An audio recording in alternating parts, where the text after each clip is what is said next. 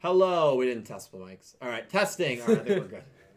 Well, we're live, so we better be. I'll let you know when we're live. We're already live. We are. Oh, yeah, we're live. Hello, everyone. This guy. It's Dylan from Yu-Gi-Oh! Everything, and welcome back to episode 44 of Talking Yu-Gi-Oh! 7's Up, a Song of Providence. I am joined by Pete and Calibro. How are you gentlemen doing today? I'm doing pretty damn good. How about yourself? I'm doing great. I can't complain. Pete, how you doing, my man? I'm doing good, man. Thanks for having me on. Good. Love to have you guys on, as always, part of the crew here. We are missing Nick T. Nick T was unable to make it. Missing. Should we say why he was unable to make it? Yeah, it's unfortunate. Yeah. Pete, you're good with this kind of stuff. I'll let you announce it. He had a tragic accident. He realized he was tone deaf, and so he can no longer be on the podcast. It's really just an unfortunate situation. Yeah. So we wish the best to Nick T, but we can't be friends with people who are tone deaf. So Nick T, unfortunately, he's gone. But anyway, brighter news. We have so much to talk about here. Thank you for making us a part of your Wednesday evenings, Thursday mornings, Wednesday afternoons, wherever you are in this big, great, beautiful world. We have, again, really a loaded slate for you guys. We are talking Roa versus Mimi, obviously the duel. We are talking what happened to Mimi and the relationship between her and the President Drone. We are talking what happened to Roa and Roa's band. We are talking about the super team that formed at the end of 44. And more than that, we got the summary and cast for 45. We got the summaries for 46 and 47 that dropped yesterday around this time. So we have the next 3 episodes to discuss. It's going to be a loaded stream. Obviously, a character that has become very symbolic with this channel is dueling in episode 46. So, we'll save that for, when we talk about the spoilers. But I have a lot to say about that. I'm sure these gentlemen, as well as Pete there, has a lot to say about it as well. We are also going to be picking for Yuga versus Hunt, Yuga versus Mike. So make sure you get your picks in for that. The email for that is down below in the description. And before we get into our thoughts on 44, I want to thank everybody who donated in the last Talking Yu-Gi-Oh! 7's Up stream. Now, there's 2 ways to donate. You can use the link in the description, which I get a much larger percentage of, or you can use YouTube Super Chat. Either way, I am super appreciative of people that choose to support the channel this way. It is never necessary. It is never expected, but it is most certainly extremely appreciated. And there's no better way than to shout out those people at the start of all these podcasts. So big thank you to Sean Gilbride, Kaio Cesar Campos, Alan Wilkinson, X-Slayer, Nick Schoner, Drago77 Blue, The Nerds, Jack Knight 21, Electric Kevin, Ice Aiden, Drone President the Controller, Blake Engelbrecht, TNX Rail, Random, Adola Burst, Alex Verme, Nicholas Horton, Goose, Legendary Duels, That Man 666, Novice Gamer, Janeth Ernst, The Sox God, T Pink Staff, Davis Enos, Lone Tam, Solid Snack, Chapel of Flapple, Limestone, and Cassius335. Woo! Thank you guys so much. That was a mouthful. I love all of you guys. Thank you so much. And I think without further ado, it's time to get to our thoughts on episode 44. Would one of you gentlemen like to begin, or... You forgot something as part of your intro. I did. God bless Nick Yagi, the savior of the Yu-Gi-Oh! Franchise. God bless Nick Yagi. That month is coming to an end. However, I have a feeling I'll be saying it for a lot longer than a month, given what's to come. But we'll discuss that later on. Cook it up. Well, we'll be cooking up a spicy hot wing as well. Are you going to eat that with me or no? Yeah. Okay. I think we all agreed. We all agreed? Oh, okay. Thank you. I agreed to do it for fun. I just want to eat okay. I hate spicy food, so it's going to be... I'll take the bowl. I mean, it's going to be painful for me. I mean, there's a chance that he might not win. There's a chance. Yeah. We'll talk about that later. Do one of you guys want to start, or do you want to throw it back to me? Why don't you start us off, bro? Yeah, let's throw it back to you. All right, I'll start it. So obviously, I love to kind of watch the episodes with that, especially subbed, without seeing anyone's thoughts on them. I try to stay off Twitter. I try not to look into any reviews. I try not to even look at my own Discord when it comes to these episodes, because I want my thoughts and opinions to not be influenced by other people. You want that raw. I want that raw opinion, and sometimes it's an opinion that a lot of people agree with. Sometimes it's an opinion that not a lot of people agree with, and that's okay. I've been doing it for 4 or 5 years. It's something that I love, and I think it's something that a lot of people find enjoyable about my reviews because I think they're a little authentic. Something that I am very surprised about, I addressed it in my episode review, and it's what I want to start off by talking to you gentlemen about, which is why it's going to be my opening monologue for this episode of Sevens Up, is the response that a good amount of people have towards what happened to Mimi in this episode. Now, I have said many times on this podcast and throughout my, Yugi tubing anime-wise career so far that I really like Mimi as a character. Mimi is a character that I find fascinating, I find compelling, and I really think she has been one of those surprising sweet spots of Sevens for me. I've really, really enjoyed her character. That being said, I am surprised at the amount of people that were very upset / even angry about what happened to her in this episode from a writing perspective. I thought the writing, and of course talking about the brainwashing trope, was perfectly executed in this sense. This to me is not like your traditional Yu-Gi-Oh girl or girl in Yu-Gi-Oh gets brainwashed, gets mind controlled, and it's just a trope that we've seen so many times as Yu-Gi-Oh fans. YUGIOHPICKEM did not pledge allegiance to the Knights of Hanoi. She was just forced into getting brainwashed. The Bracelet Girls did not pledge allegiance to the Doctor and Academia. Kotani did not pledge allegiance to the Baryons. I could go on and on and on with every single girl character, except maybe Aki with the whole divine thing, because she did join with Arcadia, but that was a little more complicated. Mimi walks into this room about 10 episodes later, sees the previous host of the Goha drone drop dead in front of her.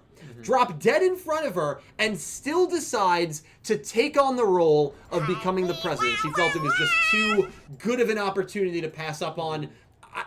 Whether you can blame her or not for that, whatever, that's another debate. But we know she wanted to chase her dreams. She's always felt like she's a step behind everyone. She wanted to rise up the corporate ladder as fast as possible. This was the way to do that. But that being said, there's always going to be consequences to your actions. Mimi swore allegiance with the Goha drone, and she's not clueless. If she was clueless, she wouldn't have been part of Top Hexagon. Thank you for she's not the brainless. dono. She's a smart and intelligent woman. I believe that. I think it's been implied that she is. She had to have known there was severe risks signing up with Mr. Goha and the Goha drone, seeing the previous host dead in front of her, and she still made that sacrifice. She still made that choice. So when the Goha drone takes control of her, I think it was a great moment, not only for the brainwashing trope being done well, but for finally legitimizing this Goha drone after 44 episodes of just going, ha, ha, ha, to finally being a legitimate and potentially deadly threat. I mean, at one point he says, we need to choke the life out of Roa, much like he choked the life out of the previous host, and is probably going to slowly choke the life out of Mimi and maybe hosts that have come before him. And another point, if we want to play, but why is it always a girl character? The character before Mimi was a man, was a guy character that literally died. So I'm surprised at the amount of outrage and anger that there has been for this particular writing choice. I think this is the brainwash trope done perfectly well and not like we have seen in most Yu-Gi-Oh shows. I have absolutely zero issue with it at all. This is the kind of, I think, consequence that we kind of wanted to see when it came to Mimi signing on with, as far as we know, the main or one of the main threats in this entire universe. Mm-hmm. And I think it was very well done. Cal and Pete, I want your thoughts on that. Do you agree with me? Do you completely disagree with me? Obviously, you have not been in the Yu-Gi-Oh community as long as me, so you don't have the same burns that myself and many others who have been here for 20 years have. So, you probably are more, I would say, maybe on my side. But, I mean, what are your thoughts on it? Well, I think just by comparison of the one other Yu-Gi-Oh show that I fully watched, if you compare it to YUGIOHPICKEM's situation, it's night and day. It's completely different. Mimi is a grown adult. She knows what she's doing. It's not like it's a child being fooled into doing something. She walks up. She's been dying to be the president, literally, since she's been in Hexagon, right? Yeah. She wanted to be at the top, dono. and now she's fulfilling that dream. She's probably going to die being the president. Well, I hope not, but that's kind of how it's being foretold. You know what I mean? Like, it's slowly taking control of her. Like, in the beginning, it was a back and forth. It was this kind of tool, almost like dual personality for the president.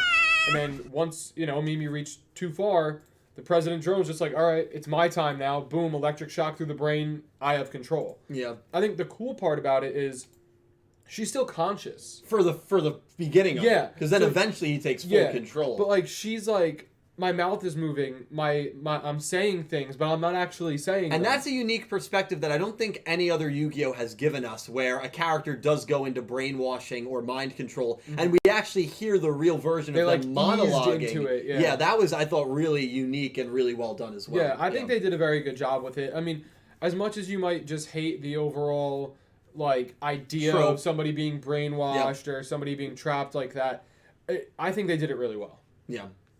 Pete, your thoughts? Yeah, I didn't really have a problem with it. I didn't think it was like, as you guys iterated, she's an adult. She knows what she signed up for, and I did like that aspect of still, like, she's somewhere in there, her consciousness, before he fully initiated it and took over. But she snapped right out of it as soon as the duel was over. Yeah. And I talked last week and the weeks before that I was afraid to even pick this duel because I thought the drone element could kind of add into this and possibly take her over, and that's literally exactly what I'm happened. sure when you saw that happen, you were like, I thought that was it for Roa. I did. I really did. I was too. like, damn it, like, here we go. Yeah. But thankfully that did not be the case. I don't know how well that drone's dueling skills are. I mean, we only saw one card that was introduced that is apparently belonging to the drone or the past president. Is there a full deck? I don't know. I'd be interested to see that, but Mimi knows what she's getting into, and it might get to the point where if she can't find a way to coexist, it could kill her just like the last president. Yeah. Did you, because I saw a couple other pieces of criticism with the episode, which I always like to look for, especially an episode that I really liked, and I really liked this episode.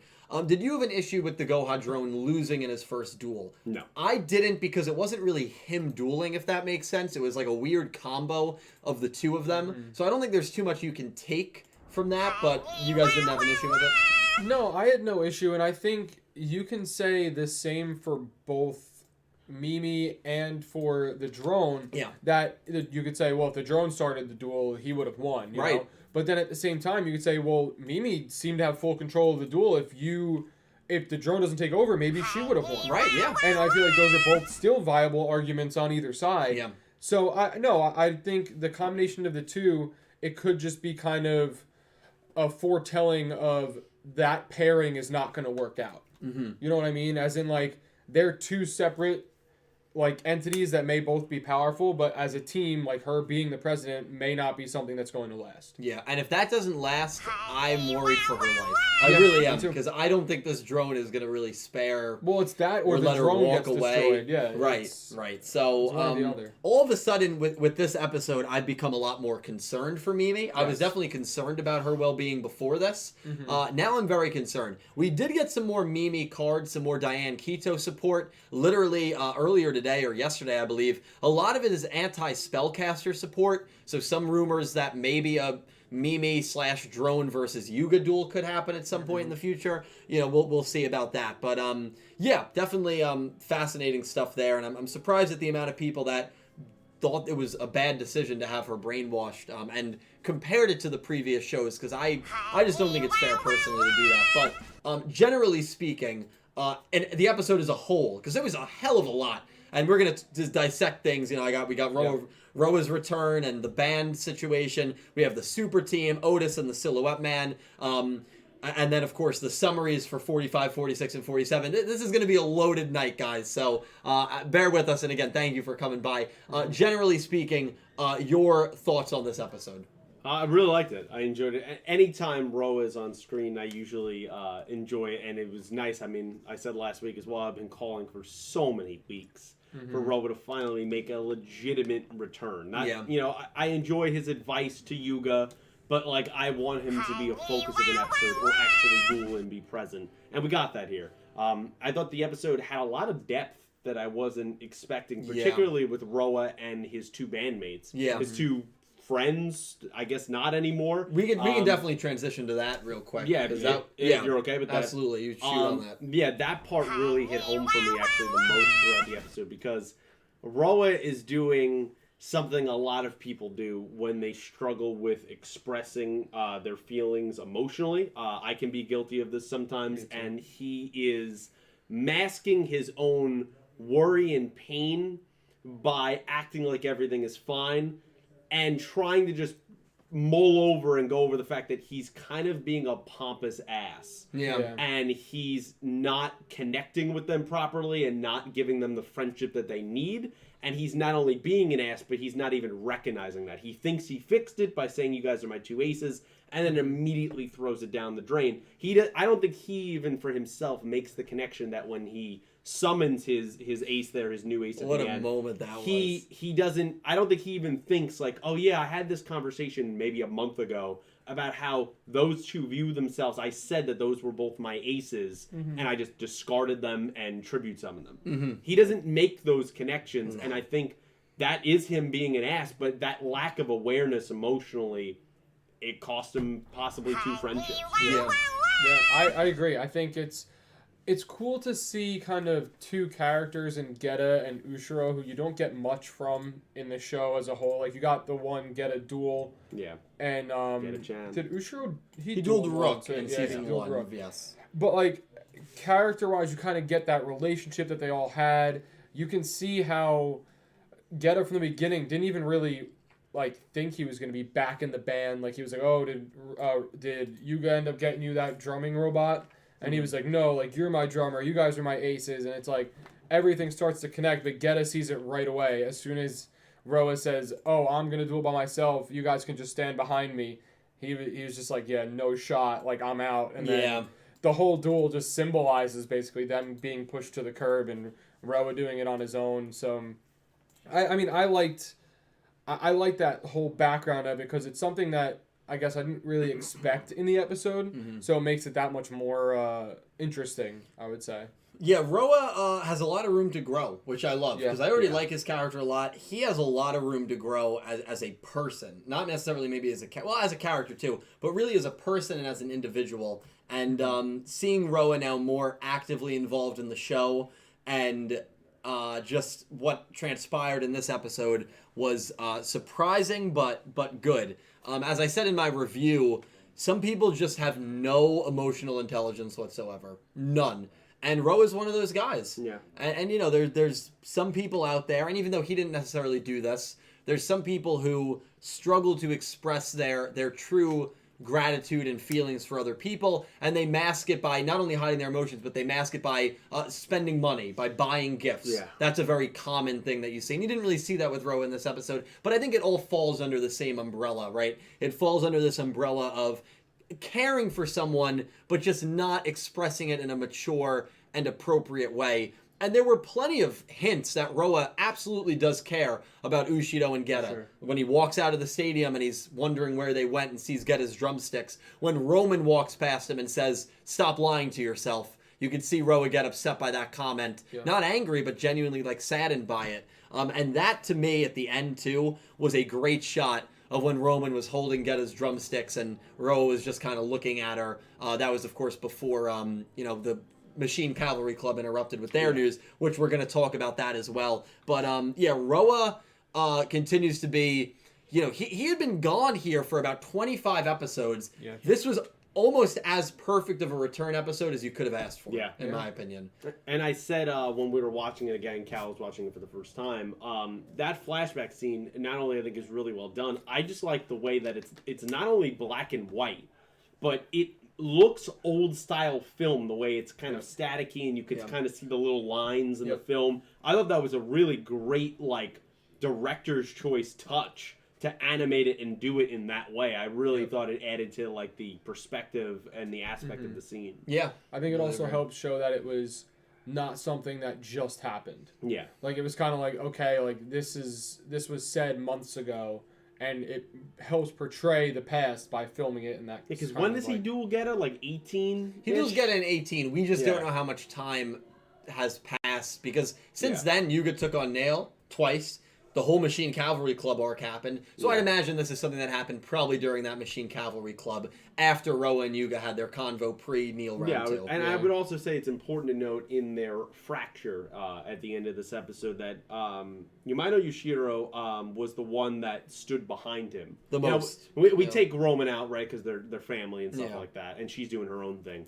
but he stood behind Roa the most, and he's the one who seemingly in the flashback got Geta to come back. Yeah. And for him to, a couple shots in this episode, to actually have the hair removed away from his eyes, and him to be the one that he stayed behind to explain to Roa that, yeah, Geta's long gone already, and say, hey, I'm not going to stand behind you anymore either. I think that was an impactful moment of, like, it took him that much extra. You could see how far Roa is not treating his friends correctly, that even your most loyal one, he now left you to. Yeah, he got so fed up that he felt like he couldn't stand behind him And anymore. I think Roa, I said this when we were finishing at the end of the episode, I think he's going to go on a good character arc here. And by the end of the show, I expect him to understand how to treat his friends better. And actually be friends with them and not view them as assets or pawns or just bandmates. And so if he goes on that arc, I think that could be a lot of room to grow for that character. Yeah,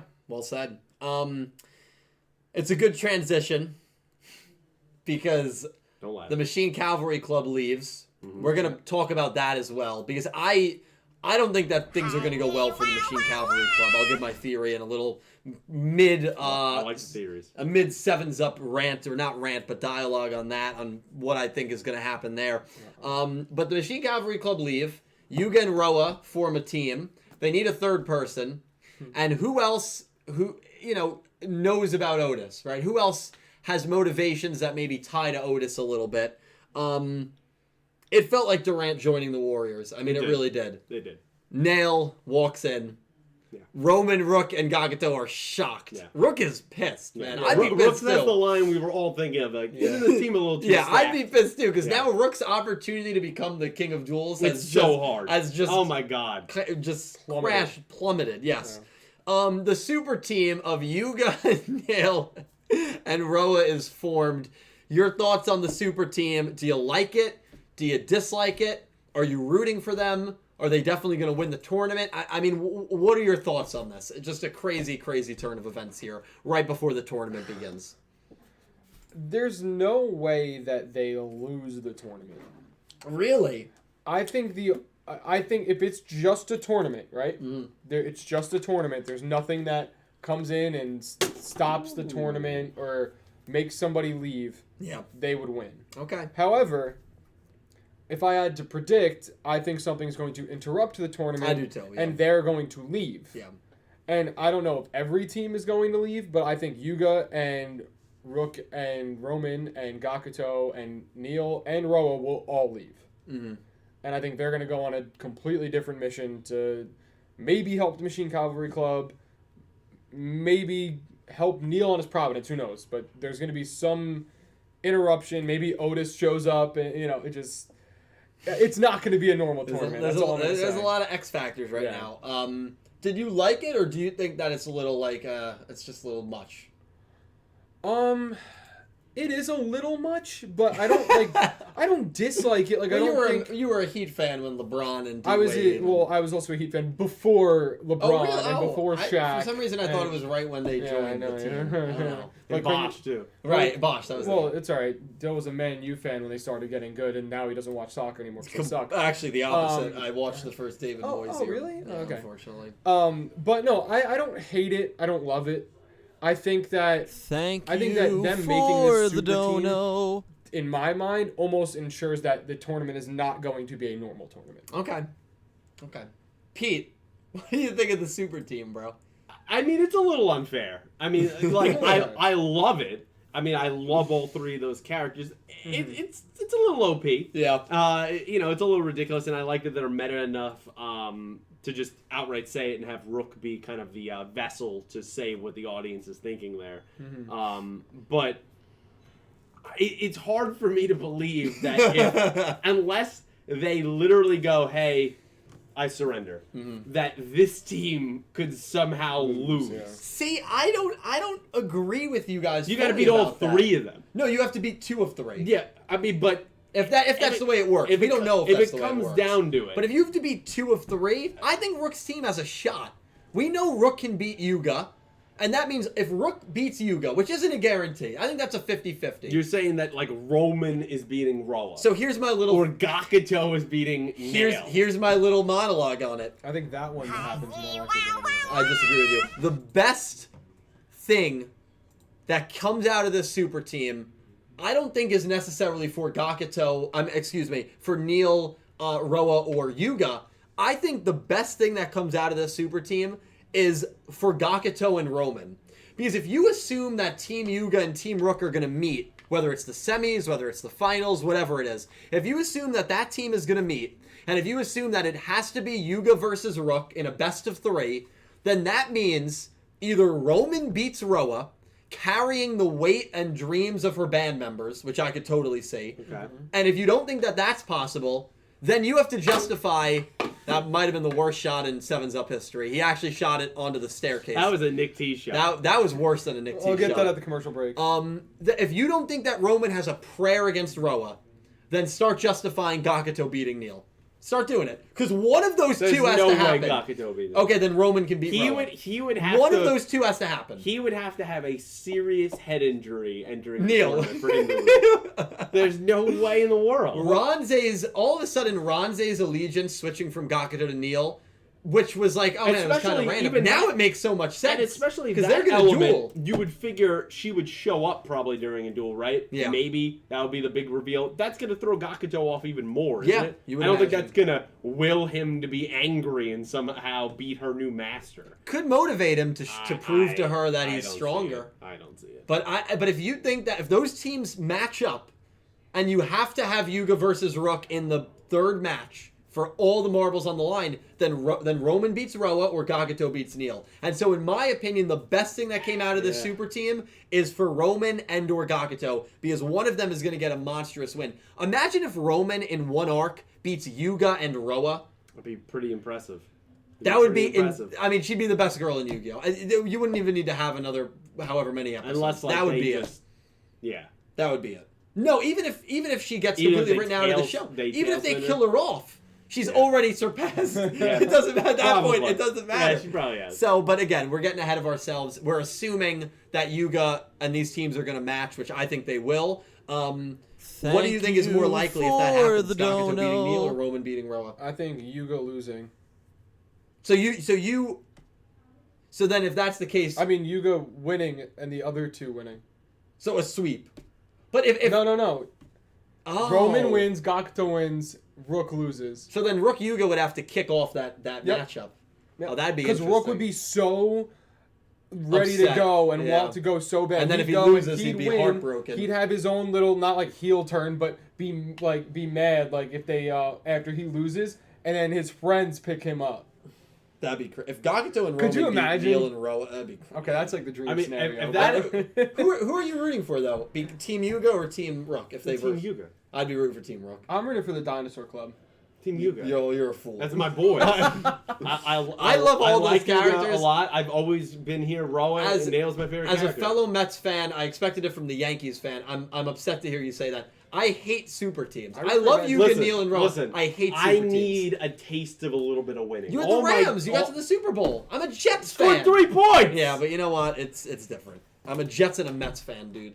I can't root for a super team like that. I can't. No, as much as I love those three. Wait, what do you mean? The Mets just spent $1 billion. Shut up. Yeah. How's last place, by the way? But like I root for bad teams. It's not my fault. Oh my god. Yeah, bad teams. 27 rings over here. Give me a break, dude. Listen, I'm so excited to see how this plays out in the tournament. But the last thing that I want to touch on, Otes escapes. I mean, do you guys have any thoughts on that? I don't have any thoughts on it. It was so. The only thought I have is it was so meme-ish. Like he he's literally just like somehow carved out the floor and is going downward in the building, and he's just looking out, just like laughing. He's like waving at him. And I said he had to have some kind of plan. My only theory was, did we know the artifacts of last time, the 7 symbols and all that stuff? Yeah. What kicked off the show was underground. What if there's something underneath the Goha main building, and he purposely positions himself to get whatever that is, to his next test, his next whatever he's doing. Interesting. So that could be the only thing, but it was very meme-ish. It was so meme. They announced, I forget what it's called. It's like 7 the core 7 starter decks or structure decks from Yu-Gi-Oh! Sevens that's going to come out in the OCG in August. So this will be the next arc, most likely. Late 50s and about episode count. And the 7 decks, which I immediately made the thought 7 artifacts, were Yugas, Romans, Gakuto Rooks, Nail, Roa, Asana. I mean, that makes sense. Those could be your core 7 makes that total match up sense. with the artifacts, yeah.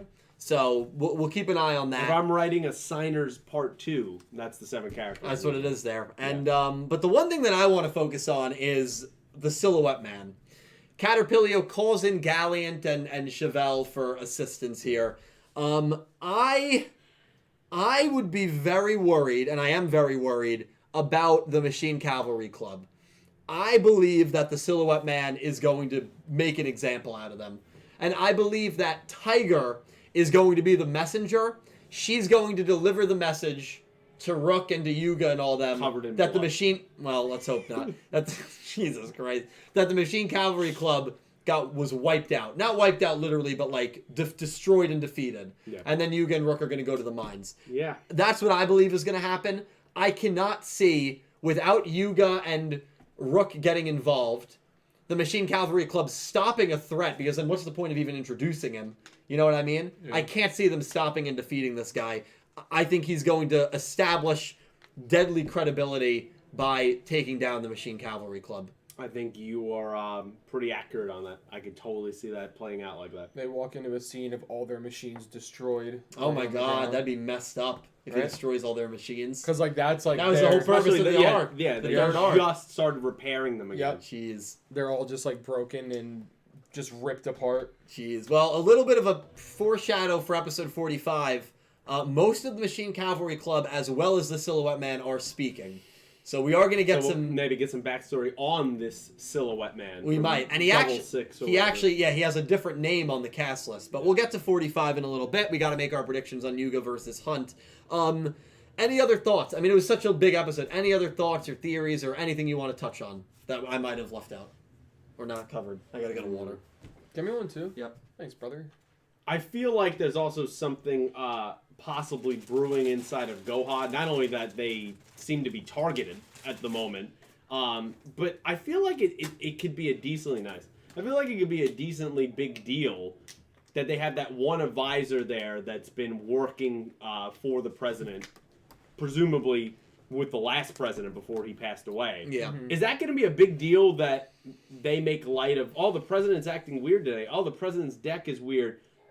I mean, Roa said to the whole crowd, Miss President. I mean, I feel like that could come back at some point where the members of Goha could be like, what happened to our actual president and what the hell's going on here? Yeah, that's true. That's true. That's the only other thing I could probably think of to take away from this. Something else that I want to point out, it was actually, obviously we know and love Entame very much. She comes on the channel quite a bit. And she made up a very good point about a product that is being released.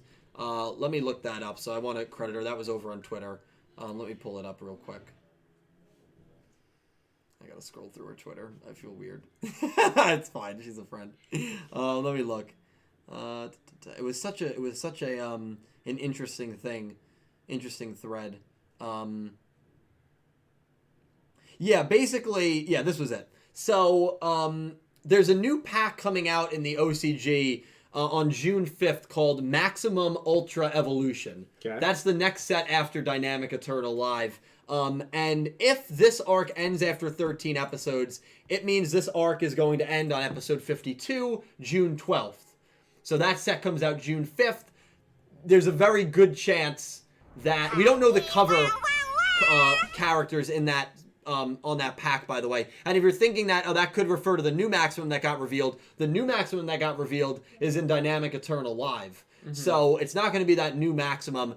Based on that, the name of that set, there might be a lot of new Maximums coming to Yu-Gi-Oh! Sevens for a lot of different characters at the end of this arc. So that's only 5 weeks away. So that's also something to get kind of excited about and to keep an eye on in the next couple of days or so.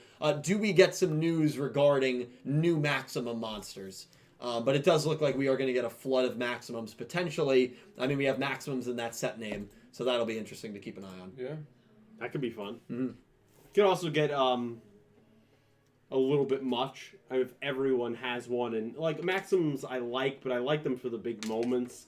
I do think they kind of clutter up the actual game a little bit sometimes because your goal is to get those 3 cards out, and you have to get those 3 cards out at the same time, and they have 3 different effects, and it's very overpowering. Yeah. So it kind of takes away for me, and sometimes the technique that you can have in a duel. That's fair. That's fair. I guess we'll see. Because the strategy of the duel just goes to get those 3 cards, put them down. Yeah, and then who's better?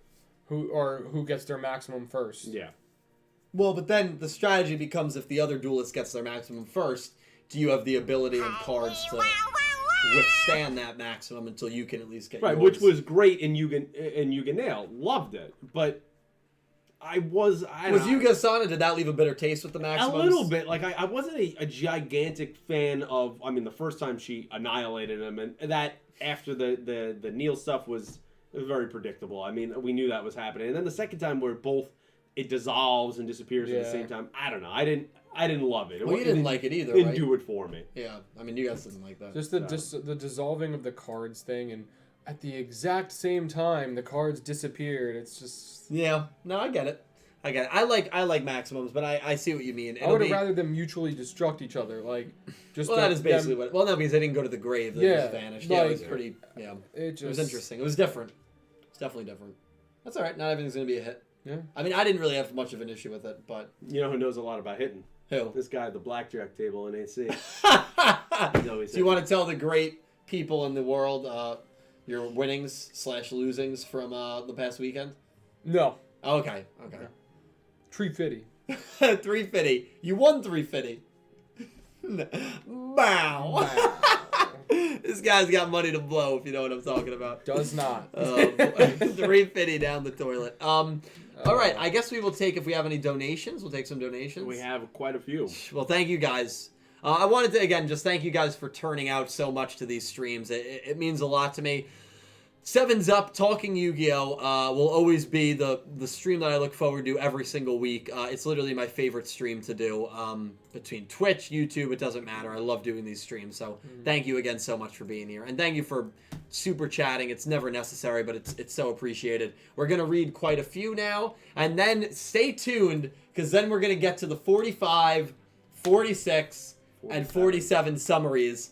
The 45 cast, predictions, Yuga Hunt, everything Yagi. It's going to be good, so stay tuned for that. Yagi, you should rename your channel that. It should have been one of the best. And the one thing that I called perfectly right on last week's Sevens Up stream, that'll come after this donations. That was good hype. I like that. Thank you. Wow. We'll kick off, as we always do, with Sean Gilbride. Sean, 1111. $11.11. Thank you, Sean. As Mr. Goha once said, was tempted to make a 420 joke, but too stoned to make one. That was good. The good here. old bait and switch. Sean, thank you, my man, for the donation. Love you, dude. 1111, make a wish. Thank you, Sean. The good old bait and switch. Yeah. X-Slayer donated $10. Thank you, X-Slayer. And said, really enjoyed this episode. Thanks to Mimi and Roa overall. The duel itself was great to watch, and seeing Roa and Mimi's new monster was something to be enjoyable to also see. Are you ready to see Nick Yagi? I have a feeling X-Slayer is going to be pretty intense in the chat, in the comment section tonight. As he should. I will be live reacting, obviously, to that Nick Yagi episode. Again, I'm gonna save my thoughts for after these donations. I'm gonna save my thoughts. But X-Slayer, thank you very much. T Pinkstaff donated $5. Thank you so much, T Pinkstaff. Thank you. And said, if you made a 3-man team from any Yu-Gi-Oh series to take down this stacked team, who would it be? Playmaker. Well, you can only pick Vrains, so do Vrains. Well, Playmaker never lost. Okay, but you have to pick 3 people. Playmaker, Soulburner, Okay. Lightning. Revolver. Lightning's pretty good. Well, Lightning beat him, right? Technically. Lightning did beat him. No, you're not wrong. Lightning is pretty good. That would be a tough team. If I had to pick any 3 from a team, jeez. Joe Nucci. No, well, the original, I guess Yugi, Kaiba, and Joey would be pretty lethal. It would be pretty good. Yeah, I mean, it'd be discombobulated. There'd be no chemistry at all, especially because of Kaiba. GX, Judai, Hellkaiser, and Maybe Johan. Well, But if I team. forced you to make one team from all the shows, who yeah, you picking? just one team. It has to be 3 characters from the same show. No, He Any didn't say. three. He didn't specify that. Well, Any if it's 3. any 3, then I'm going with pro tags. I would do Playmaker, Yusei, and probably Yami Yugi. I mean, that team would be invincible. Yeah, I'd probably go similar. Maybe Jack instead of Yusei kind of thing. Yeah, that's fair. I think that would be good. If I had to pick, what if? All right, let's add to this then. What if we say protagonist not allowed? Okay. Now, who would you pick as a 3 across any show you can add? Now this makes it more challenging. Yeah, it does.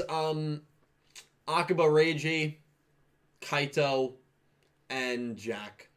Those would be my 3. Definitely Jack's got to be in there. Yeah, Jack, Kite, and Reiji. I You haven't seen those 2. No, Yeah. but what I've seen, Hellkaiser, Jack, and then I probably would I pick? I'd probably pick Kaiba then. It'd be a weird team. They'd Kaiba. hate each other. Yeah. But Well, they're all assholes. So, you know, don't insult the king. But yeah, that'd probably be a team. yeah, be a good team. It'd be fun. You could have teams that I think would be favorites if they went up against Yuga, Roa. And I like a lot of picks going on in the chat. I never read the chat while we're live because I get scatterbrained too easily, but I always go back and look at it. So definitely leave your comments. That'd be a good team too. Colin said Revolver, Kaito, Kaiser. Yeah, that'd be a good team. It's a Good team. It's a pretty solid team. Ice Hayden donated $5. Ice, thank you, and thank you, Pink Staff. Thank you, Ice Hayden. Yeah, it was a good question. And I said, with the team Yuga versus team, who do you think will beat who? Well, we were talking about that earlier. Team Rook. You think they're going to go up against Team Rook, and then, as we discussed, do you think it's going to fold out like that? I'm high on Team Rook. I really am. I mean, they are our main characters. Yeah, I'm so high it on makes Team sense. Rook. I really So what do you am. think? It's a Rook beats Yuga, Gakuto beats Neil, No. and then Roa beats Roman, or the other way around? I think Roman beats Roa, carrying the spirit of the band members to try and get through to Roa. Mm-hmm. I think Nail beats Gakuto, and then I think Rook beats Yuga again. See, I think it's the opposite there. I think it's everything you said up until I think Yuga gets his revenge against Rook. Okay, that's fair.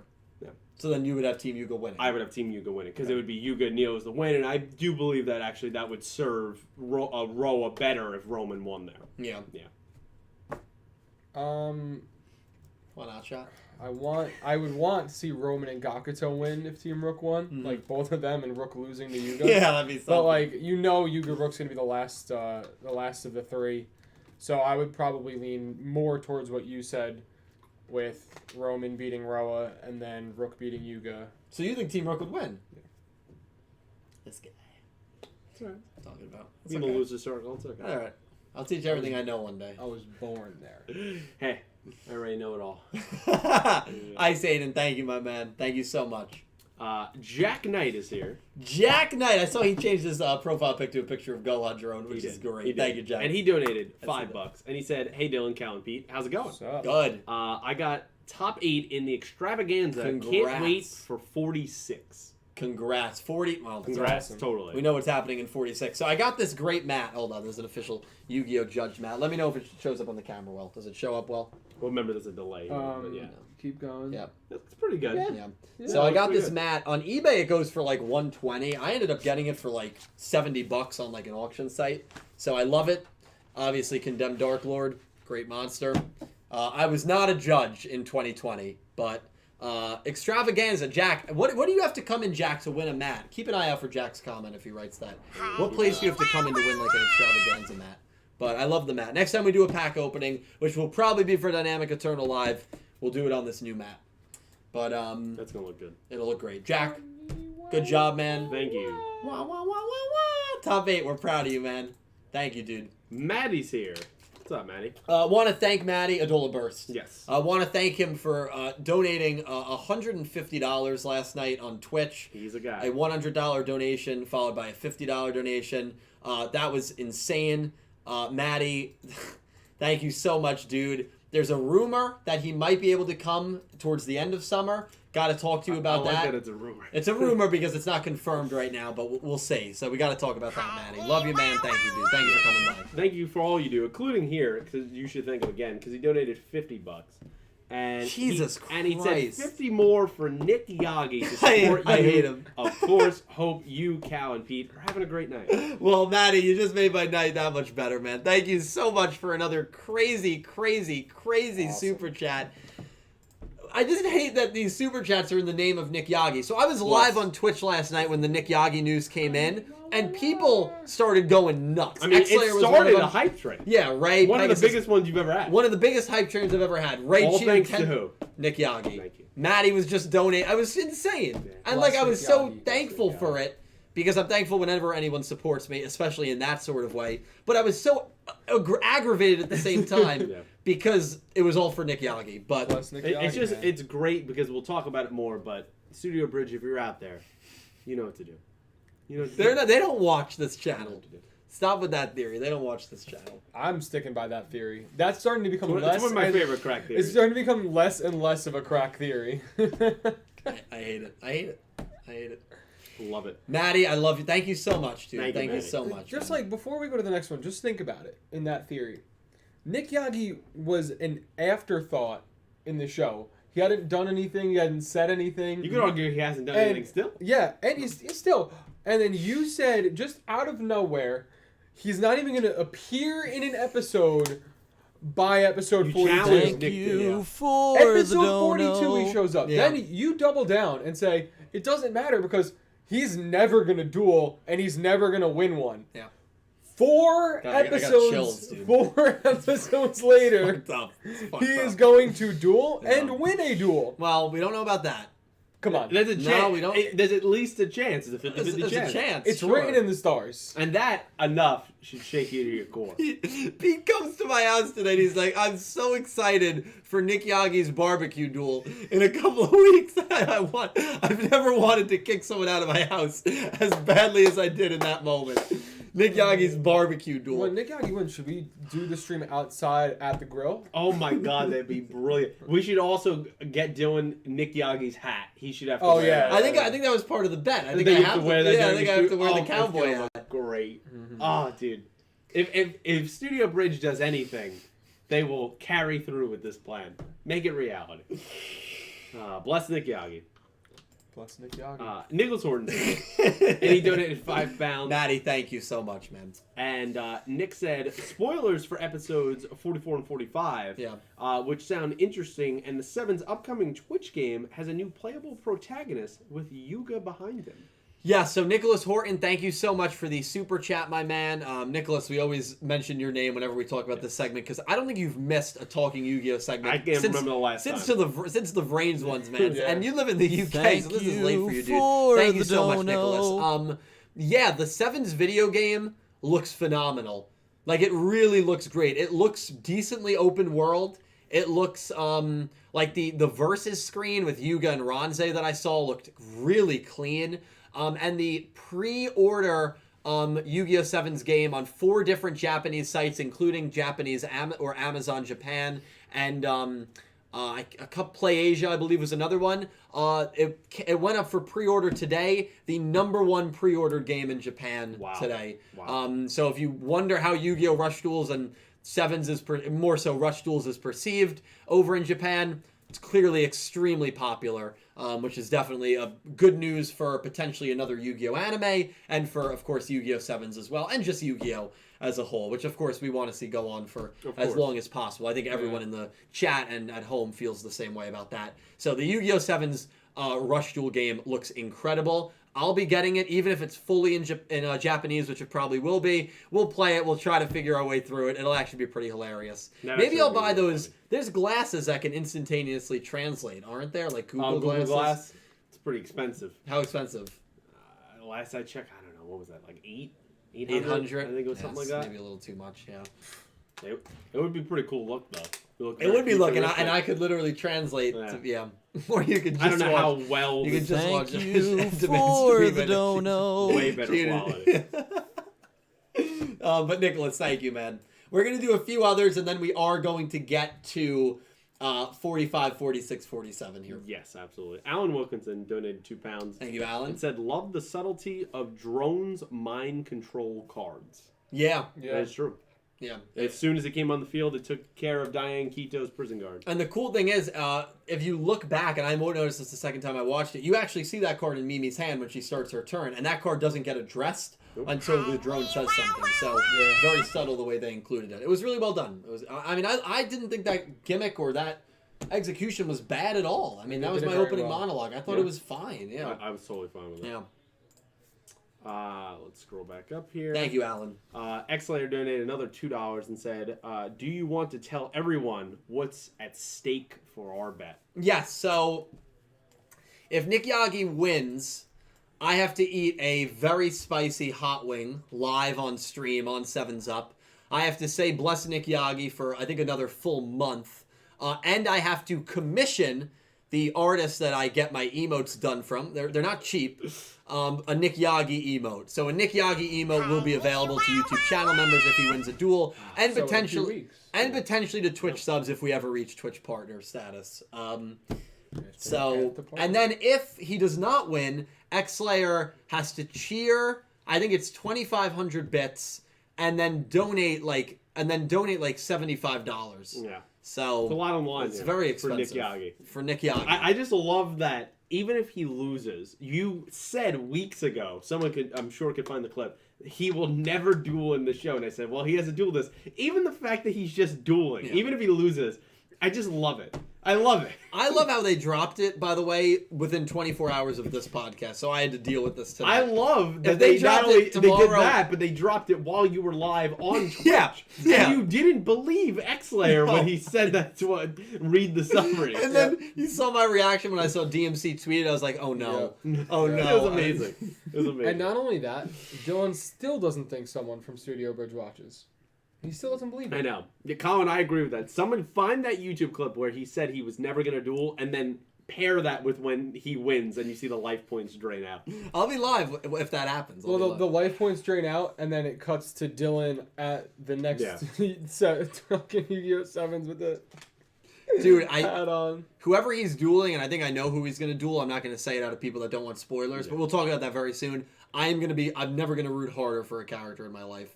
Like, I'm going to be obnoxious during the watch-along. Like, I'm going to be obnoxiously rooting for that character. That would be amazing. X-Layer, I love you, man. It's all in good fun. I love you, yeah, dude. totally. Thank you, my man. Drone President the Controller donated $2 Canadian. Thank you, Drone. And said, our God will finally duel. # bless Nick Yagi. # goat math. Goat math. Thank you, Drone. Jeez, came back and donated another $2 Canadian and said, Otis's followers team is born, baby. Best team ever. I mean, you could argue that. Yeah, I think that Yusei Crow and Jack is a decent team as well. But I do think that this is one of the strongest trios we've ever had in Yu-Gi-Oh! I don't hate Crow. A lot of people love to say that. A lot of people like. It's like you know what I've discovered as I've heard that around the mill, as my YouTube career has progressed. A lot of people like to just put words in my mouth. Yeah. Where I like to say, welcome to the public. Yeah, I wasn't the biggest fan of insert character's name here, and then it becomes a meme. Yeah, Dylan hates. Well, I guess we do it with legendary duels. Exactly. And I associate the two in the same. Yeah. Dylan hates Crow just as much as JC hates Brains. And those two both, they could be completely untrue, which they are.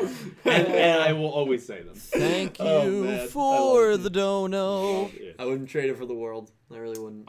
Electric Kevin donated $5 Australian. Thank you, Kevin. And said, did not enjoy Roa's relationship with the band and the possess gimmick. Great episode, though. Also, second time Dylan compared something to a raccoon in a review. I did. Remember, I did it with Soul Burner and I remember. Yeah, I remember. What'd you do this time? I said... What'd you do in this episode? What was in the review? I said in my episode review, I figured there was enough time that had passed where people wouldn't remember the analogies. And I said, with Mimi, when she took on Mr. Goha, I said, if you see a raccoon acting weird in the daytime, and you go to pet it, and it bites you, and you probably have rabies, you knew the risk of petting a raccoon that was acting weird, and Mimi knew the risk by partnering with... Remember, I said the same exact thing with Windy and Flame. I tried to forget, but I remember. Yeah, well, go back to my review. I immortalized it in that review. Thank you, Kevin. Thanks, Kevin, for taking us down memory lane there. And yeah, I was hoping no one would remember that. I understand, maybe the Roa relationship with his band didn't work for you. That's why I think he's on a character arc to grow, because he just was a pompous ass. So there need, as we talked at the top of the show, he needs a big wake up call, and I think Roman possibly could provide that. So, yeah, we'll see. Roman Empire. Goose is here. Goose. We want to do two more after this. Yeah, let's do this and one more. Okay. Donated $5, and what did he say? He said, "Yeah, thank you, Goose." No, can you do it? Oh yeah. We'll test you every week. Hold on. If he can't, I'll try. Think about it. Sending positive vibes and kindness to everyone. And make sure to keep things PG. Positively, Goose. Yeah, you need to make sure. And keep things PG positively. Well, I like to paraphrase. I'll give it to you. Goose, thank you. I finally got it right. Goose, I love you, man. Thank you, dude. Thank you for being here. I hope you're having a great night, my man. We're going to do one more, and then we're going to get to 45, 46, and don't worry, we'll read them all. Oh, yeah, we got to them all. We got to them all. We'll finish off right now with X-Slayer, another $5. X-Slayer, thank you, and man. he said, just a piece of advice, never doubt the character that might be relevant that you say immediately is not going to duel. Now look what happened. Yeah, no, he's right. He's right. Listen, I'm eating crow. I'm eating a lot of crow. I already ate crow. And it's fitting because you hate crow. Yeah, I was just saying, I thought you didn't like crow.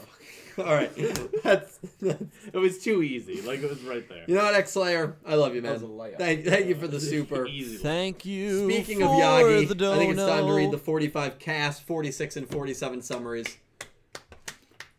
If you do not want any spoilers at all, now is your chance to click off the video.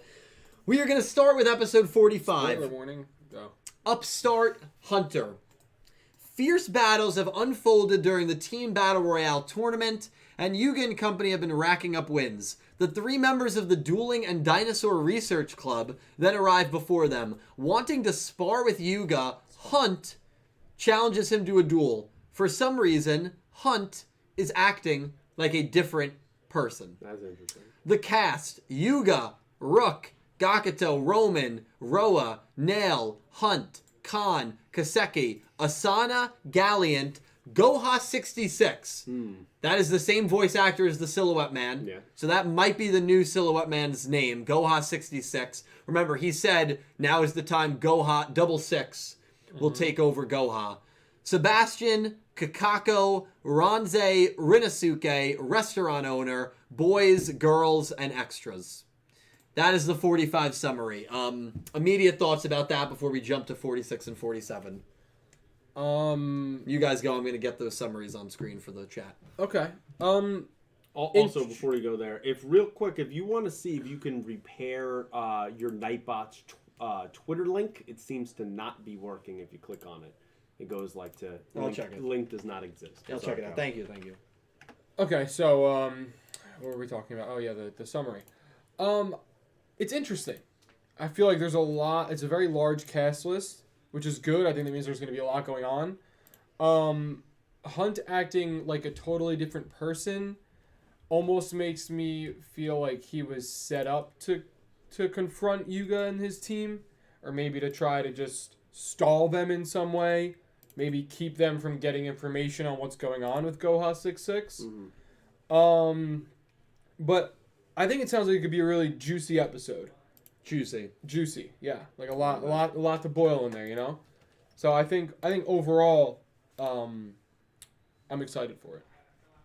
Pete? Yeah, I'm pretty pumped. I feel like we're going to have two different stories going on. The Asana and the 66 man and all of that. That I feel like is going to be going on where we last left them off. Completely agree. And I think the other side of it will be our traditional duel in our episode and progressing the tournament and the story. Seems that we're getting... I guess, we're staying with probably the 13-episode arc, so we were a little bit worried of how that was going to go. We're going to clearly get a montage there at the beginning of kind of how duels are going. Very quick, snappy. So we're probably going to have to go back and watch that a couple times to see who beats who. Yeah. And remember that. Maybe even write it down. But yeah, I'm excited. The only element is, why is Khan different? Khan, Hunt. Yeah. Hunt. Is he brainwashed in some way, or has he been putting on a facade this whole time, which I doubt. But that part is the most fascinating for me. Yeah. Absolutely. I also think it's kind of crazy that Hunt is becoming so much more relevant of like the lead character. Yeah. Than Khan for like the Dino group. Yeah. Yeah. Didn't see that one coming. Yeah. But it's cool. It's different. Yeah. We actually, because 46 and 47 don't give us anything on this duel, we're actually going to make our predictions on this duel. All right. And then we're going to get into 46 and 47. So let me... and we are picking, if you're playing in the pick'em, Yuga versus Hunt. That is the duel we are picking. Yuga versus Hunt. So let me know when you have your picks ready. We'll write in the boys. Yep. The boys. Pete's currently in first. I'm in second. Cal and Nick T wiping up the rear. We all got Roa correct last week. Let me know when you're ready. Ready. Ready? 3, 2, 1, send. I don't have too much to say here. I'm picking Yuga. If Hunt beats Yuga, it would be crazy. I guess it can happen, and then Roa and Neil just beat the rest of the Dino Club. Yeah. But Yuga versus Hunt, really? Even if Hunt is acting weird, I can't see Yuga losing. I just can't. I think Yuga will beat Hunt. Nick T is also picking Yuga. He didn't have much to say. I don't have much to say. I mean, what are you guys picking? So I'm gonna pick Hunt to lose. See what I did This there? guy. This This guy. guy. No, I think, like you said, there's not too much to really boil down in that. I think this is going to be more of a stalling tactic while the actual plot of the episode, at least in my eyes, is going to be more centered around the Machine Cavalry Club and Goha 66. And this is kind of just going to be like the stalling Yuga from figuring out that information type of deal. Yeah. But I think Yuga ultimately will win. Yeah. I just don't have too much to even say to that. I mean, I don't know why Hunt's acting weird. Maybe something weird happened when he was Mind control. investigating the mountains. Maybe. Yeah, I don't know. He inhaled a little too much mind dust. Ah. That's what happened. Celebrating 420 a little early. We got the summaries for 46 and 47 that we have to go over. Yeah, I'm also picking Yuga. So That's right. yeah. Wow. So we're all You picking wanted to pick, Yuga. bro. No. No, there's nothing much to say to it. But we're all picking Yuga. Yeah. A lot of people are referencing. It kind of seems that Hunt might be a jobber per se. Yeah. A wrestling term. Yeah. So. Just see how the crew works together, the Yeah. new super team. Yeah. They're a sacrificial lamb. I like that term as well. All right. So, you guys ready for 46 and 47? There it Let's is. I'm going to make this big. I'm going to put it right in the middle. Right in front of my face. There you go. Like All he's right. floating on. Episode 46, Back to the Past. Luke and company were ambushed by Kakako, an underling of Goha 66. The thing that I called perfectly last week, did I not? I got to go back and find it. If someone could find that for me last week, you'd be amazing. I said, I believe Sweets Kakako, I also said Sorako and Chikako as well, are working for Goha 66. I think they're part of that group. And everyone was like, oh, that's kind of a random theory. Ended up being, and it doesn't happen often, so that's why I'm pointing it out. Right on the money with that. Sometimes I get things right. It's not often, but sometimes I do. I completely called. I just had a feeling that these aliens were associated with Goha 66 rather than Goha Corporation themselves. Sweets Kakako, a member of Goha 66. As Menzaburo is too shaken up by Kakako, that could also be because of PTSD from Sorako, loving Sorako. Yeah. That's interesting. Nick fights against her using his barbecue techniques. I can't believe that not only is Nick Yagi dueling, he's dueling Sweets Kakako, who I have now based my entire channel around because of her alert. Honey, wah, wah, wah. Yeah. I literally made her my alert, and now she's dueling Nick Yagi 3 weeks later. Can I say something right Yeah, now? of course. I mean, how could you believe Nick Yagi's not going to win? He's going to step in for his friend who is clearly shaken up, having some PTSD, and he's going to lose? I mean, this guy, he's got to prove. He's got to stand up for his friend. Now, you picked Sebastian to beat Chikako, was that correct? Yeah, I think you did as well. Oh, I did as well, Yeah. right, but we thought the same thing. We were Right. like, Chikako's not going to win. She's an alien. Right, These sure. aliens are dangerous, bro. Sweets Listen, Kakako, Hani listen. Wah Wah Wah. She's the hostess! Of course she's going to be a good duelist. She'll be okay. All She'll I beat got to Nick say is Yagi. cook it up. That's all I got to say. All I have to say is not every host or announcer is Using- relatively good at the game. that Using they're his hosting. barbecue techniques. I So you're can telling me- never have another barbecue. So you're telling me if someone insulted you, right? Which Okay. happens often, right? Yeah. And Cal, he stepped in for you, right? He's the big tough guy of the group. He stepped It's in not for you. insulting. I mean, you want him to lose while he's backing you up. I'm not in the stead? Menzaburo. That's exactly what Nick Yagi is doing for Menzaburo. I'm not So, Menzaburo. he ain't gonna lose. In all seriousness, obviously, Nick Yagi, I play it up, obviously. Some call him the Yogster. No one calls him that. Somebody called him. No one calls him that. If I'm speaking objectively, without the meme of Nick Yagi, I actually think this could be a really good Could be a moment for fascinating him. duel. I think it's going to be fascinating. Him actually stepping up to. I wonder what Sushiko is doing, because we know Sushiko would also step up in a heartbeat. But if Nick Yagi gets a win, you've really legitimized the Ramen Club. Menzaburo has a win, Sushiko beats Roman, and Nick Yagi saves the day by beating. I hate even saying that, by beating Sweets Kakako. You've legitimized the Ramen Club. So we'll see. Nick Yagi versus Kakako, episode 47. This is a new summary to you guys. All right, ready. Luke and company head to Maximum Mountain to look for Goha 66. Okay. There, they run into Thank Geta and you Ushiro, for the who now have a dono. new leader. Wow. So it sets up what we just saw. Damn. Are Geta and Ushiro working for Goha 66? I mean, I feel like that's exactly what it's saying, right? I don't know if they're necessarily working for them, but they're maybe the person that is their new leader is. I don't know. Maybe he's a good singer too. And what do feel you guys like make of that? It would That be summary's crazy to cohesive, me. and it would make sense that they joined Goha 66. That would make sense. Just to get back at Roa, maybe. That's crazy to me. That 47 is crazy to me. Yeah, right, So that right. means they're leaving the tournament. And Rook's going to Maximum Mountain. I believe it's his sister who's going to deliver him the news.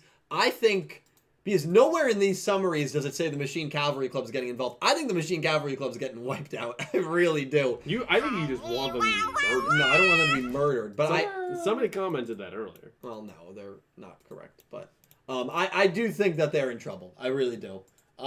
Your immediate thoughts on these summaries? I mean, these are pretty crazy summaries to me. The thing that I love as well, not necessarily love, no tournament. This arc's probably ending at 52. Where's the tournament?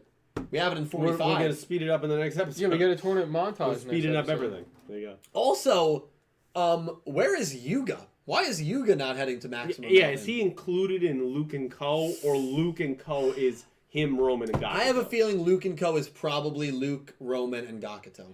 Yeah. Yeah, Or maybe- that's interesting. See how it says Luke and Co were ambushed by Kakako? Now wait, what if that team? What if it's Luke, Roman, and Gakuto versus Ushido, Geta, and whoever their leader is? What if their leader is Sorako or Chikako? In the mountain, the same mountain. You don't think it's going to be that guy, that Silhouette Man guy, as the leader? To introduce him as the leader of them this early on and have him duel? I don't think so. I actually think there's a better chance the leader is going to be someone like Finger Chikako than you could be getting with the aliens.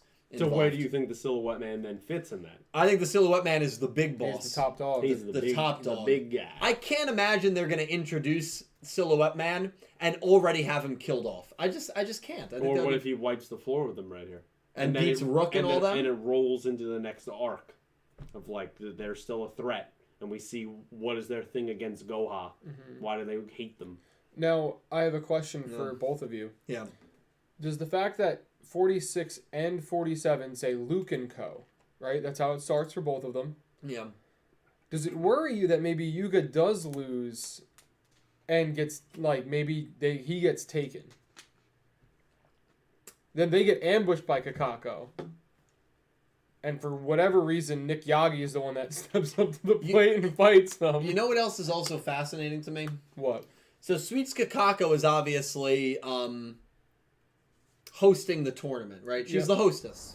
With the mostest, as the kids would say. Sweets Kakako is hosting the tournament, and she specifically seeks out Luke and that group and goes after them, as opposed to any other group in this tournament.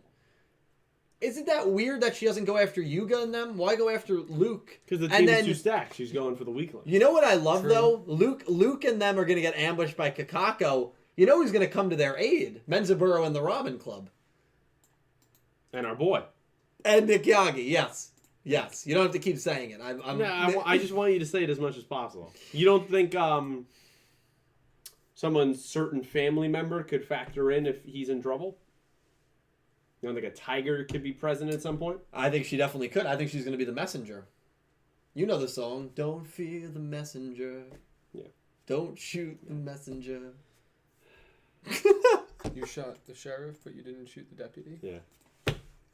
I crack myself up, man. I really do. Yeah, Someone's you're got You're it. a funny guy. So, I'm just kidding. someone's got it. Yeah, exactly. I'm glad you laugh alone in your basement. Do you, even when you guys aren't here, I laugh alone. Actually, I should be putting an award by now, to be honest. I agree. We've been saying that. Do you guys have any other thoughts or theories based on these summaries? Do you like the direction? Are you surprised by anything? I mean, it's 47. We're heading to Maximum Mountain. Are we going to start the process of other people possibly getting maximums or pieces of maximums? Right. Well, I think everybody. Well, what's Goa 66 looking up? What are they digging up? I think everybody Maximums? involved with Goa 66, they may have found a different way to have maximums, and that's why there's going to be these. Or I Dude, think, if you Kakako- said last week, what if it's a new summoning method? If Kakako busts out a maximum against Yagi, dude, I'm popping champagne live on It's stream. not going to happen. I'm literally And going to buy a she's bottle of sweet- champagne. It's sweets Kakako, right? Yeah. So it'll be like a chocolate bunny rabbit. Oh my god, Hey, dude. sugar Or a and big chocolate peep, a eggs. big Hey, Easter peeps. When he's done with her, she's going to be ancient history, bro. Ooh. Remember that. We'll see. Wow, I'm just letting you know right now, on principle, I'm picking Sweets Kakako in the Nah, pick'em. it could be a stupid Wait, so this is pick. a full-on food duel. Yeah, it's the sweets versus barbecue. What would you prefer, candy or barbecue? Barbecue. You've ever had bad barbecue, bro? Have you ever had bad sweets? Because I have. No, I never have. You're lying. I never have. You just have a bad sweet tooth. No, I just don't have a sweet tooth. Sweets Kakako. Well, that's the duel coming. The duel's coming, I should say. Well, actually, we don't know the duel that's coming in 47, but fascinating stuff. Fascinating stuff. So, yeah. Definitely. Want to jump back to some donations? Yeah, we'll do some donations, definitely. Nick Yagi. Nick freaking Yagi. Seriously, Orion is here. Oh, hey, seriously. Donated £5 and said, Thank you. We learned something very important from the ending. Roa is creeped out by worms, and Roman has a pic of it. Yeah, that's true. That did happen. Oh, hates the environment. We did learn that. That was in the ending. That was fun. I like the little change-ups in the opening and the ending. I always enjoy that. You like that one shot in the opening of Asana and Yuga, right? The maximum monsters? Yeah, the maximum shot, and then you had the Neil's maximum, and then you had when Yuga destroyed Neil's maximum when he cut through it. Yeah. I thought those three simultaneously were all great. I agree. One after the other. Yeah, I agree. Seriously, thank you, my man. That man 666 donated $10 and said last week, and maybe this is a character I'm not familiar with, watched a film focus on Mizupu Jinra. Metsubu Jinrai. And gotta say, they're better characters than Ai's Ignis, SOS to the World, and Firing Shots at Brains fans. So I don't know what that film, like what character. Yeah, I don't know. I've that never is. heard of it. I'm not sure on that. But. I mean, I liked Ai, but I didn't think he was like a revolutionary character. I mean, he. I actually like some of the Ignis, other Ignis more than him. Yeah. I forget where I put him in my top 10 Brains characters, but certainly wasn't one of my favorites. I gotta look up that character though. The super chats are all easy to look up, so I'll definitely look that up, that man. But thank you for the big super chat, man. $10 super chat's very appreciated, so thank you so much. I appreciate it.